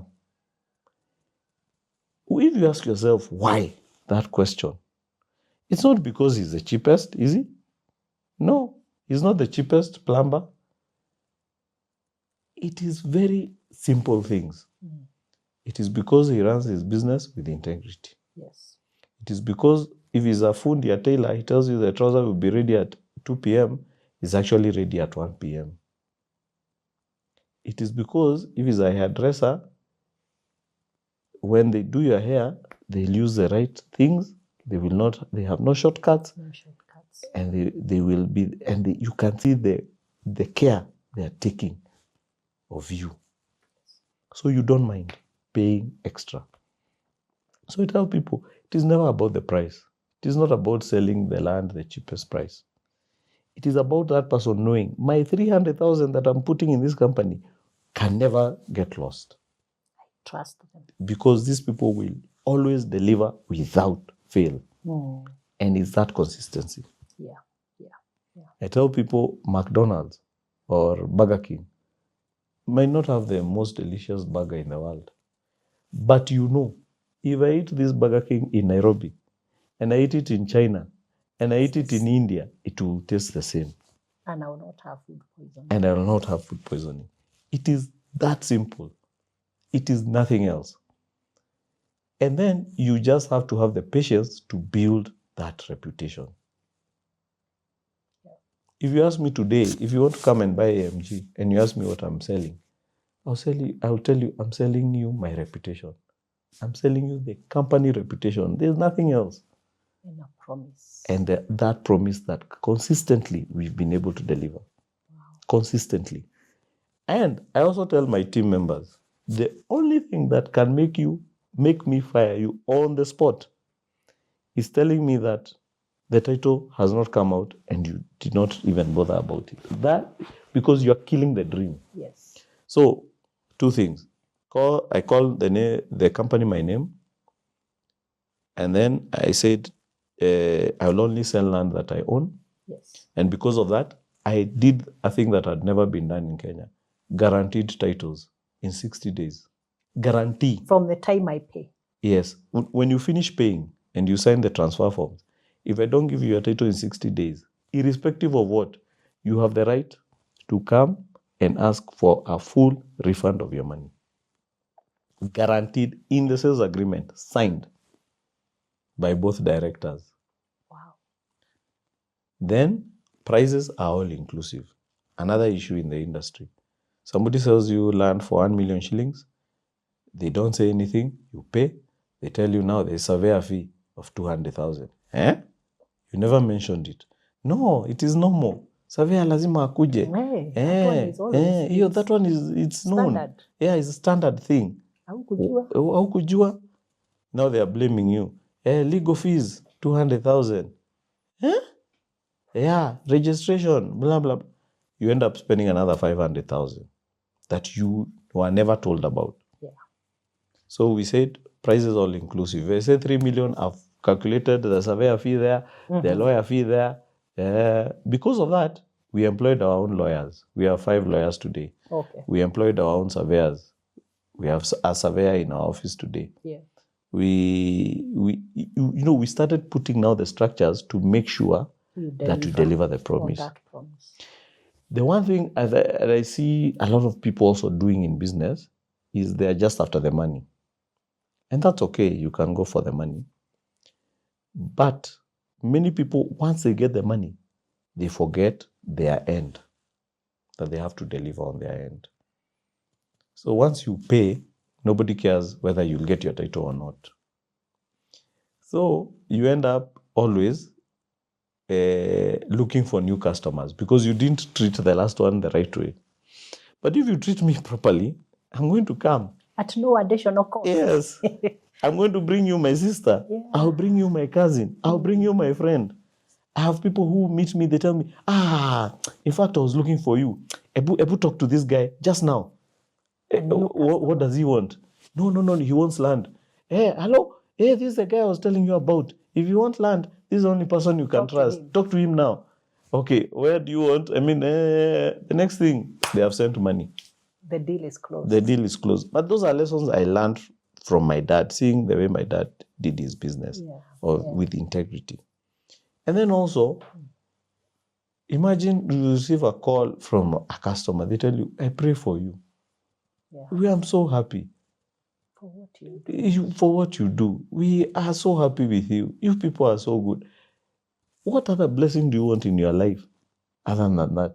Now I look at the opposite. The people on the other side. Yes.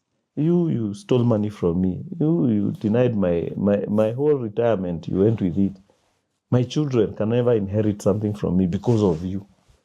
What do you think that is happening? Do you think is happening to you as 10 people are crying about you, as 100 people are crying about you, as 1,000 people are crying, and their families are crying because of you, one person? And in that case, people say, we leave it to God. Imagine. That's the prayer. And then you think you're going to live just normal. Not do anything. You think that your life is okay, my friend. You are going to cry. For sure, you're going to cry. If you don't cry, your children will cry. And there's nothing as bad as watching your children cry, and there's nothing you can do about it. That money that you stole cannot help you. It's true. So, and then where is the place of conscience? I want to sleep. I don't want to look at my phone and think, should I pick DCI, I can't pick this one, CG what? What nonsensical life is that? Central Police Station. Yes, I call it nonsense. Many people who went that route that we started with have closed. And they are running away. You cannot see them. They are hiding. They don't have that money that they are stealing anyway. Yeah. They have a reputation issue.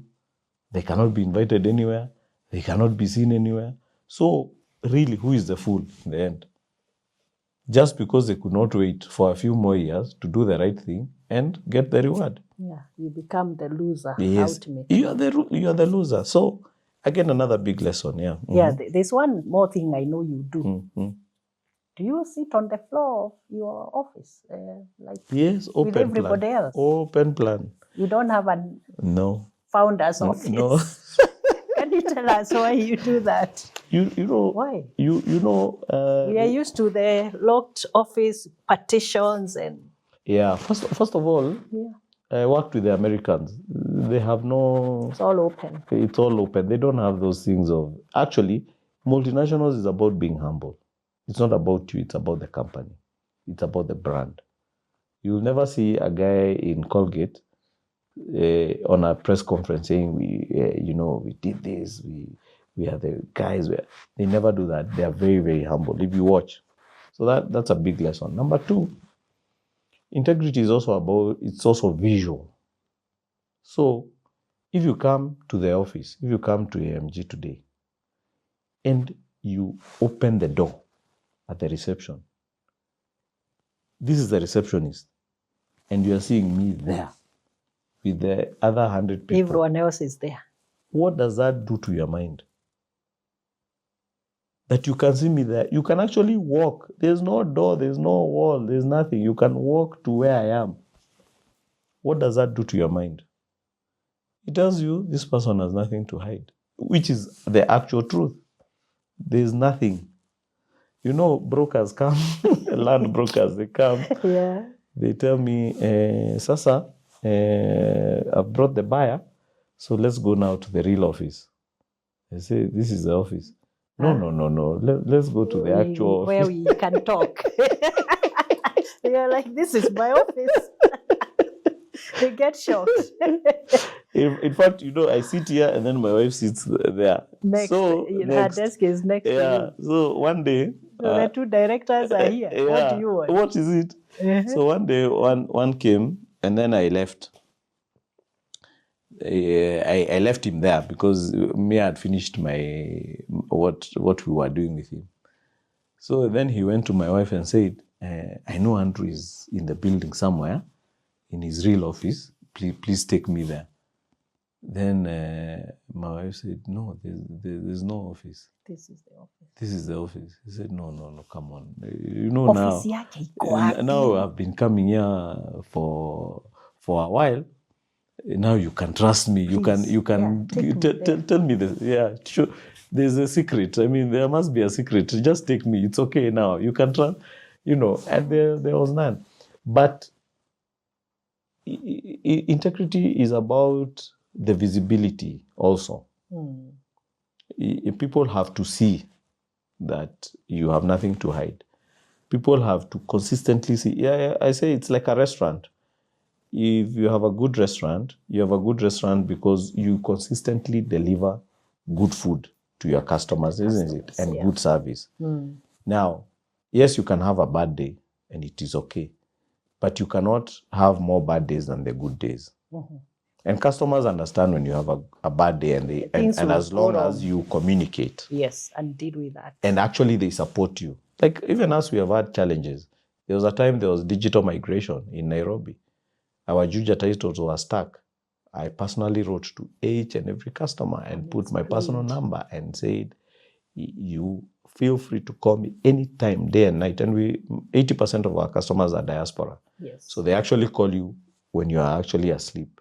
But I put my phone on voice, on volume, so that even if it's 1 a.m., I'll wake up. Hear the call. I can hear the call. I can explain. This is what is going on. I had newspaper cuttings. I would send them. I would personally, then I was the CEO. Yes. I took that personal. I did not give the message to my salespeople to explain. I said, tell them to call me. Take an ownership. I take ownership. And actually, customers support you. They tell you, Andrew, we understand. Thank you so much for explaining. Thank you for that letter. I read it. I have this question. How long do you think it will take? You say it is the government, but even if it takes longer and you don't feel comfortable, I am ready to refund your full money. No. I don't want my money. I just want to know what is going on. That is a response. So don't run away from problems. Face them head on, explain, and as long as you've done it with a clean heart. Yes. Once you explain, 99% of the customers will say, I'm okay. Yeah, I will. The 1% that says they're not okay, have also the courage to refund immediately. Do not delay. Don't look at profit. Don't look at P&L. Don't say, I'll refund, then you take 3 days, then you take 4 days. Because that also now affects your integrity. Yeah, true. If you are saying by tomorrow noon, I will have given you your full money in account, do it before. Wow. That person, even if they never buy from you, they become your ambassador. They will always say, there's one guy I found that you can trust. Take the number. It's a very, very high level of, really an amazing level of transparency that you don't find in many businesses now. I mean, you always feel like something is happening. You remember that thing of under the table with your dad? Yeah, so this is what you said, let's put everything on the table. This is the problem. This is what we are doing. Exactly. We have no control. Because a third party working on this. Exactly. But we are doing what we can. Exactly. We are working every day. We are following up every day. I'm in the land's office every week. Yeah. That's all. Now, founder CEO. Why did you give up that prestigious position to somebody else? Yeah, a very good question. Number one, I've told you I worked with American companies, and the CEO was nothing. To use, it's a big phrase, but to use that phrase, it was not about the CEO. It was about the brand. I always tell people, today, when I go to Naivas to buy bread, I don't ask who is the owner. Because I trust Naivas. I trust that the bread they have is not expired. It's fresh. High quality. It's quality. It has gone through the checks and balances. So, number one, I want to build a company that does not depend on me, even though it has my name on it. Yes. You get? When I go to buy Colgate, I don't even look at it. It's a grab and go. If you check people who buy the shopping experience of buying toothpaste, you just go, you look at the size, you look at the price. Many times you don't even look at the price, you grab and go. And that's a kind of company I would want to build. That whoever you're dealing with in AMG, you know they espouse the values of the company. So you will not expect anything different. You will not expect that they will tell you the land is 5 kilometers away from tarmac when it is 10. You don't expect that the title they will tell you in 60 days and then it will come out in 90. You don't expect anything other than the reality and excellent customer service. Yeah. Number one. Number two, I watched my dad company close after he passed on. Now, I worked for Procter & Gamble, a company that is over 200 years old. I worked for Colgate, a company that is over 200 years old. Yeah. How do we challenge ourselves to build organizations that outlive us? Yes. By far, many Many years. Yeah. The trick is to kill your ego. The trick, the first step is to kill the founder's ego. It's an oxymoron. Why? Because many of the times we build a company to build also our own personal prestige, isn't it? And I've done it, and yes. I'm great, and I'm the good, boss and I'm the boss. Everything. But then, for it to live beyond you, it is that exact thing that you must kill. Yeah. So, and share your vision with others to perpetuate it. Exactly. So you choose sharper, younger, better than you. Can you imagine interviewing somebody? Diverse thinking. Yes, and saying, this person is actually cleverer than me, so I need him in my organization. I'll learn and he can take me to the next level. Yeah, that's amazing. But many of us, what we do, we say, hey, huyu ataniibia. He's too clever. You will do something and steal the company from me. So you don't grow. Yeah. And it's okay. You will have a nice company. You will feel hot. You will feel very nice. But the day you are not there, yes, God forbid, that thing also is not there. And then your children will come now and start a new cycle of trying to build something from scratch. But what if we build something and left it in first floor? Then they are not coming to start from basement. The basement is built, ground floor is built, we are actually on first floor. And the foundation is strong. Yes. Then push it now to second, third floor. You know, my father used to tell me, he was born in Moranga. Inganganad, he reached Kasarani. From Moranga. He fought. You know, you fight to reach Kasarani. Yes. So he used to tell me, please, I beg you, don't go this way. Don't go back to Thika. Don't go to Githurai. We are heading to Nairobi. Go to Karen. Go to Westlands. Then he used to tell me, his father, my grandfather now, who I'm named after, used to sell goats and cows. Then he sold cars. So he used to tell me, please, don't go back to goats and cows. The only thing I beg of you is you move ahead. Find what is better than cars. Sell aeroplanes.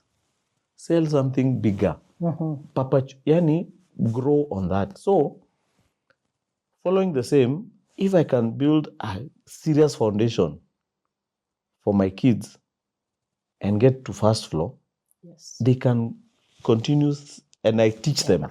They can grow second, third, fourth. Then their kids can grow. And then 500 years we'll be saying, hey, there was a guy called AMG who started this thing. And it doesn't have to be my children. It could be, now it's in the stock exchange, it is in New York Stock Exchange. They are but it's global a company, investors. yes, it's a company that is 200 years, 300 years. And why not? Why not? For me, we must challenge ourselves to think beyond ourselves. Yeah, true. You know, I like reminding people, and sometimes they don't like it, that Latin phrase saying, memento mori, meaning one day we shall die. Oh yeah, without a doubt. But some of us are in denial. We Without think we'll a be here doubt. forever. Exactly. That's why structures are Yes, necessary. yes. Because then we prepare. Now, as we are in that, how are your kids, your children? You have 4 kids. Yes. How are they involved in the business at a young age? They are very involved. Well, they are involved. They are very young. So my firstborn is 18, secondborn is 15, then I have a 12, and then my lastborn is 7. Yeah. Incidentally, I have 3 girls and 1 boy, just like your family, just like my family. where you came from. Yes, but what I do is that I have negotiated with them. So we have deals with them. Okay. So one deal is that I'll pay their school fees without fail. Okay? They don't assume you will pay. Yes, it's a deal. Okay.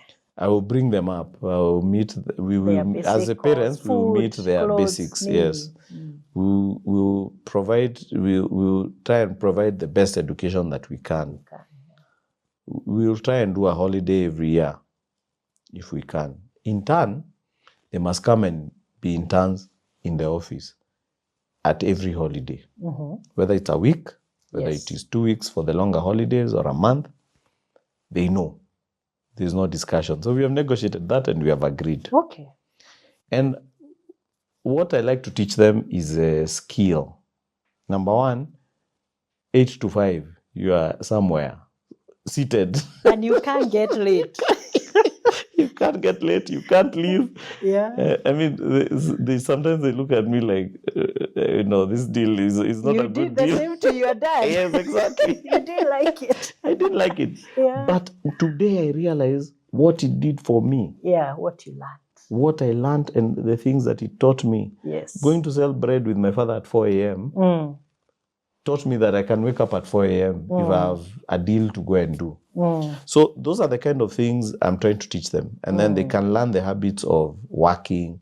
They can see us interact with customers. They can value the company. One day I was driving them to school. Yes. I try and drop them every morning when I'm in Nairobi. I actually purpose to drop them. I do the school ride. And as we were going, I told them, I was testing them. I said, I want to sell AMG. And from the back, they all shouted, No! What? I said, why? Hey, why are we going to get school fees? Why? Oh. I mean, they had 20 reasons. How will you survive? They and are I seeing said, the value. Fantastic. Now they can connect the value of what we go and do every day to how they live. Yes. That's it. Wow. And if they can carry that with their lives, then whatever they go and do, they don't have to do AMG. Yes. But they will always know that whatever input I have, then the output. Do it wherever they are. Exactly. Now, Maya Angelou said that service to others is the rent we pay for our rooms here on earth, because God does not charge us. 100%. And I believe it's true. 100%. So how are you paying your rent? And how do you want to be remembered? A very good question. Yeah. You see, I went to Starehe. Yes. So I saw a man who called himself an international beggar, who begged to school children that he had no clue how they were born, where they were from. He just knew they had a need. Yes. Just imagine how noble that is. Okay? Then my father was a teacher and a headmaster. So education to him was very important. And he told us the only thing that levels the playing field is education. Yes. If you look at a sportsman, it's only very few, the 1% that make it. If you look at football, you have to be so good for you to make it. To the big league. if you look at a musician, you have to be the best of the very best of the very best, 0.1% to make it. But if you look at education, if you get generally a good education, it's very easy to make it. It's easier to make it in life. So, so how am I paying? That's the basis of our philosophy in going out to the society to help. Number one, even the work we do in itself, we say is a ministry. How is it a ministry? We are getting you genuine land, genuine titles, so your money, your investment is not getting lost. That in itself, in an industry that happens a lot, is a ministry. So that's first, our giving to society. Number two, I am, because of that effect of my father and mother, of course, I'm very passionate around education. So we put up libraries in underserved communities in Kenya. And we started in 2013. Remember, I started my business in 2012. Yes. I started even at the very beginning. We put the first one in Murang'a. Then in 2019, we put another one again in Murang'a in a different location. And then we have put now in Kibera, and we have another one in Nanyuki, and soon we are opening a fifth one. Why education? Because, as I told you, it's one of the best equalizer of life. People come from different backgrounds, but if they are lucky enough to get good education, they will make it in life. Yes. The village girl, the rural girl, yes. the city boy will all meet in class, and they are equalized. And I think the uniform is a symbol of that equalization. Isn't it? Mm. So what we do is we take a space, rent, sometimes we build, we rent, we put shelves, and then we buy Ministry of Education recommended textbooks first and foremost. Curriculum book. Yes, from class 1 to form 4. Wow. And then we put desks and chairs and seats. Then we put a reception. And then we put a shelf where left luggage. You leave your bags and phones and everything. You come from class 1 to form 4. Any book recommended is there.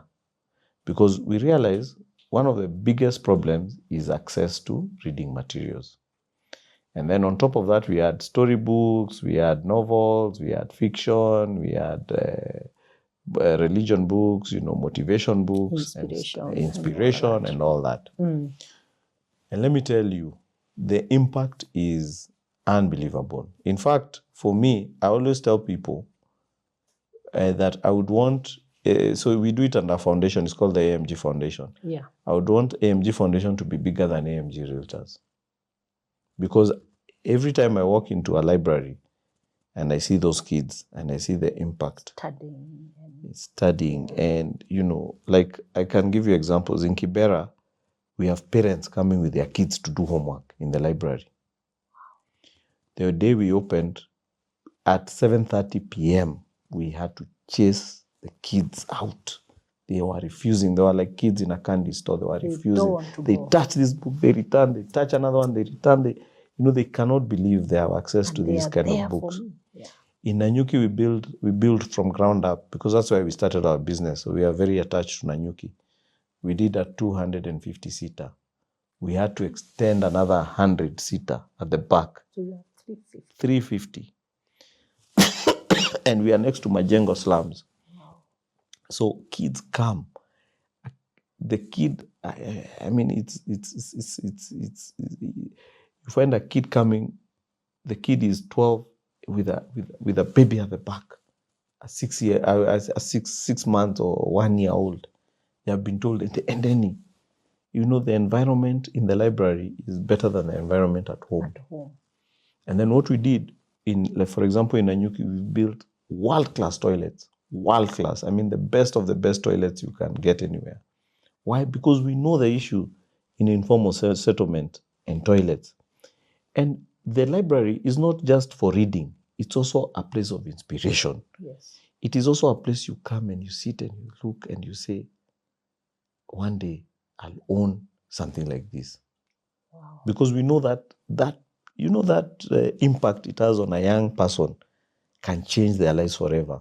When you go to the toilet as a 6-year-old or a 7-year-old or a 10-year-old, and you say, one day I'll have a toilet like this, spacious, clean, neat, smells nice, with a mirror. Our mirror is the one even has a power lighting. Oh. Because we want the kid to be inspired. It's not just about kusoma too. Because you see, what we're trying to do is we're trying to tell them, if you read and if you work hard, this is what you have access to. Here. You get? Yes. So when I go with my car, I park it outside there. When I go with a big car, and I leave it there, because I want that kid to see this library will lead me to this car. Yes. I want to be like connection. That man, the owner of that car. Yes. I want to one day build a library in my village, like this one. So it's a story of trying to inspire the kids as well, not just read. Wow. And I tell you, over the holidays, we have to get volunteers to come and help us. The libraries are so packed. In Gedhumu, in Moranga, there's a school. They leave the school, all the kids, they come to the library. It's an exodus. It's an exodus. They come to do their homework there. What?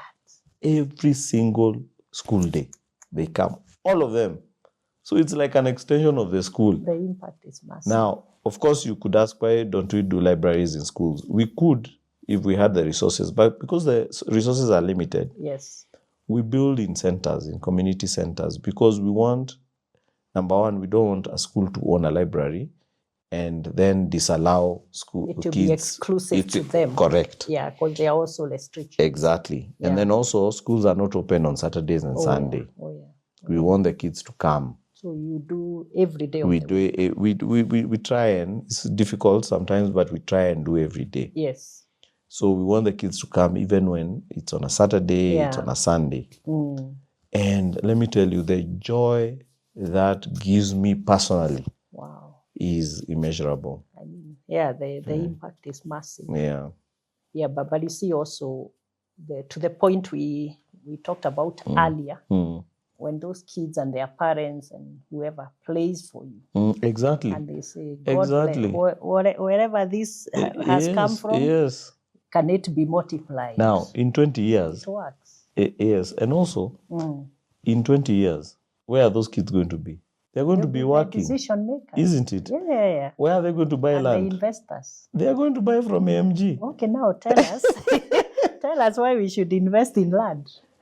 Well, because we have other options also. Very good, yes. Yeah, talk about land as an investment. Land is an option, like many other options. And I believe you should have a basket if you are able to. Land is many times long-term. It's longer term than many others, but it's one of the best assets to have.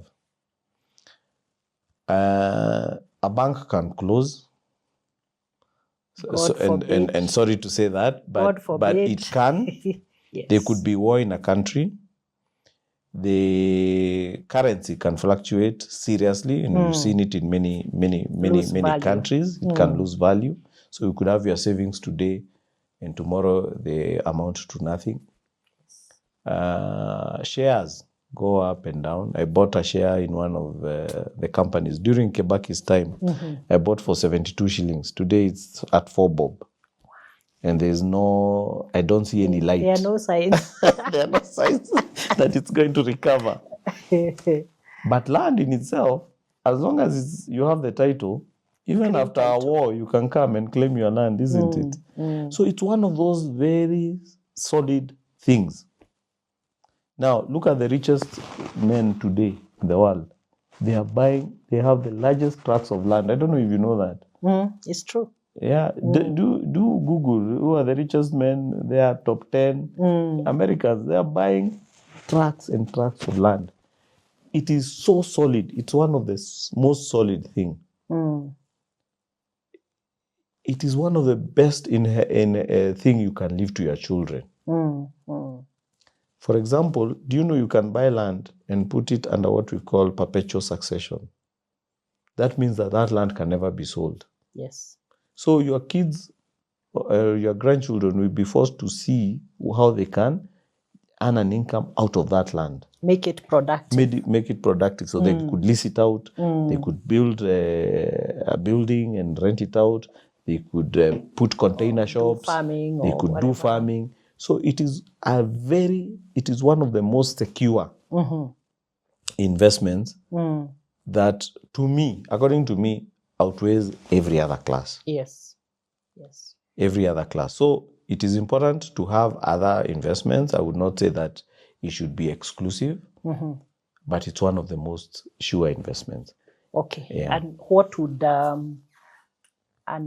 prospective investor in land do? What should they do? The basic things they have to do before they make the investment. Yeah, it's a very good question. Especially in the face of what we are seeing, the frauds and the cons. Yeah. So let me answer by giving you a short story. Yeah. I was seated with a former classmate of mine, and he told me, "Hey, Andrew, I have a problem with this piece of land. Can you help me?" And I said, "What is the problem?" He told me, these guys sold me this land, and they've never been able to transfer it to me, and I just don't know what's going on. I said, "Okay, do you have the title?" Then he says, "Yeah, I have it here on my phone." He had a picture of the image. Copy. So I took the title name, not the name of the person, but the way a title is written, Nairobi Block 634. The number, the registration number. Yes, and I put it on Google. I clicked, and I showed him. The guy almost fainted. There was an ongoing case for many years. What? On that LR number. The guy just going to Google. The guy just looked. He looked at me. He could not believe. So even when he was buying, there was an ongoing case. Google, your friend. And it's free. Yes. And you see, you can Google the land. Yes. You can Google the company. Person. You can Google the person. You can Google so many things. Yeah. You can Google the area. You'll get stories about that area that happened maybe 10 years ago. Maybe there were clashes. Yeah. You can get so much information. Yes. A lawyer. Yeah. Legal. A surveyor. Yes. Using professionals to guide you. Yes. Get a good lawyer. Okay, many people will ask, who is a good lawyer? I am one. I'm available.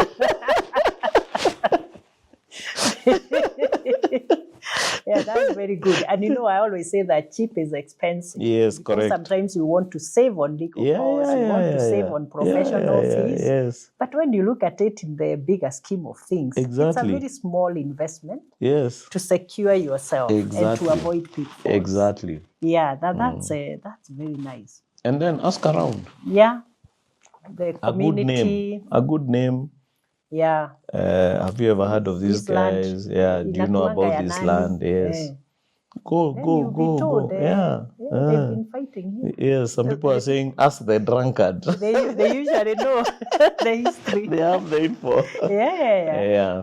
And I also saw now there are some digital programs that have come. Like if I wanted to do farming, and if I use that portal, and I want to buy land, for instance, in Mokoyo or Kaishajiro, it will tell me, and I want to grow apples or maize or sorghum. Yes. It will tell me this land is 65% good for that. For that, what you want, yes. Whatever you want. Yes, correct. So I can purpose and say, I want to do this kind of farming. Yes. So I need to buy land in this area. In Nyeri, in Tetu, because that's where the soil is 100%, good, the climate 100%, is good. 100%. So we've made some progress. That is true.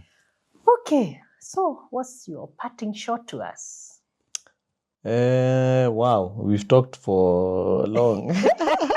It's been a while. Yes. Yeah, but we've learned a lot. Yeah, so I'll say at AMG, we want to do good, and we always strive to do good in the marketplace. because we believe that if everybody does good, then we'll have a good society. We believe that we cannot be complaining about leadership or politicians when then we behave the same as them. I always say that if a truck overturns and people are stealing the sodas from the truck, you are not different from that politician that you are complaining about who is stealing your taxes. The difference is the scale. It's just a scale. You're even worse because there are even injured people there. And instead of taking care of them, you are stealing from them, true. isn't it? So let's behave the same way we want our society to behave, because we make the society. Yes. We've been running now for 13 years. We thank God. Through His grace, we've been able to do well. We don't have scandals. We've been able to do business with integrity. We've been able to do clean business. We sell in very many areas. We were the first company to sell land out of Kenya. We sold land in Texas. In the US, we have a company registered there. We are growing we continue to grow the business. Many people tell me, get into housing, get into this. But I say, I will when I know that everybody who needs land has land. Then we start building. Then we can go now start building, yeah? Because sometimes you can lose focus by trying to do too many things. And we say if we do good land, then we can leave another person to do the housing. It is okay. There's nothing wrong with that. We can let another company come and do the housing. So we want to continue doing land. Maybe we might go into housing, maybe not. We keep evaluating. And we love what we do. We run the business with my wife, who one day I hope you will be able to interview. No, I will look for her. I'm coming for you. Yes. We have now an odd 100 staff members, very good team, very young, very vibrant. And for me, my biggest joy today is just to see how they grow. Today, one of us got a baby girl, Nia. Wow. So congratulations, Winnie. Flowers and cakes are flowing. Just to see Nice. last 2 Saturdays, was it 2 Saturdays ago? No, last Saturday actually, one of us actually did a wedding, a beautiful wedding in Thika. Nice. So for me, that is a real joy. Seeing somebody come in straight from school, they start their life, and now seeing them progress, because then we see the impact we are making in the society. So you've just enlarged your nuclear family to the AMG family, which has many more people and growing in their own respective ways. Now I know you have a lot of customers. What, more than 6,000? And you've sold more than 1,000 acres of land? No, many more. Oh my God, maybe over 20,000. 20,000 acres of land. Wow, that's amazing. And I also know that you have several satisfied customers. Yes, correct. Especially those in the diaspora. Yes. I want you to say something to your customers, especially those in the diaspora. Okay. Yes. Number one, of course, is to thank them. When you are far away, to trust somebody who you're on a different time zone, different distance, and all that is very, very difficult. I know 9 out of 10 of diasporians have been hurt by not only the industry, but even their own relatives. So it's a very big risk to take, to then go out and see an advert and trust somebody. Many of them have come through referrals, so I want to thank you for taking the risk to trust us and continuing to support us. Please do continue to support us. We want to do the right thing. We are doing the right thing. We want to go to many new areas. We want to bring new opportunities to you, and you are safe with us. You never lose your shilling or your dollar or your euro or your pound if you invest with us. Yes. Thank you so much for thanking them. We always appreciate customers. Oh, big time. We know they have choices, yes. but they have chosen to work with you. Correct. Yeah, so you are watching The Executive Table with me, Mary Wamai, your executive coach, author, and mentor. We want to thank AMG Realtors, the sponsors and the promoters of this episode. Thank you so much. So thank you, Andrew, for taking your time. Asante sana, Hey, you've Mary. given us more than a fair share. But the story has been so fantastic. Thank you. With so many lessons. Yes. I'm ticking and saying, wow, another lesson here. Yeah. Another lesson here. Yes. And I'm sure our viewers, once they watch, they keep watching and learning, taking the lessons, applying them. That is why we bring these episodes of the Executive Table. So we learn every day from each other, because I believe none of us has monopoly of knowledge. So keep watching, more coming up. Thank you.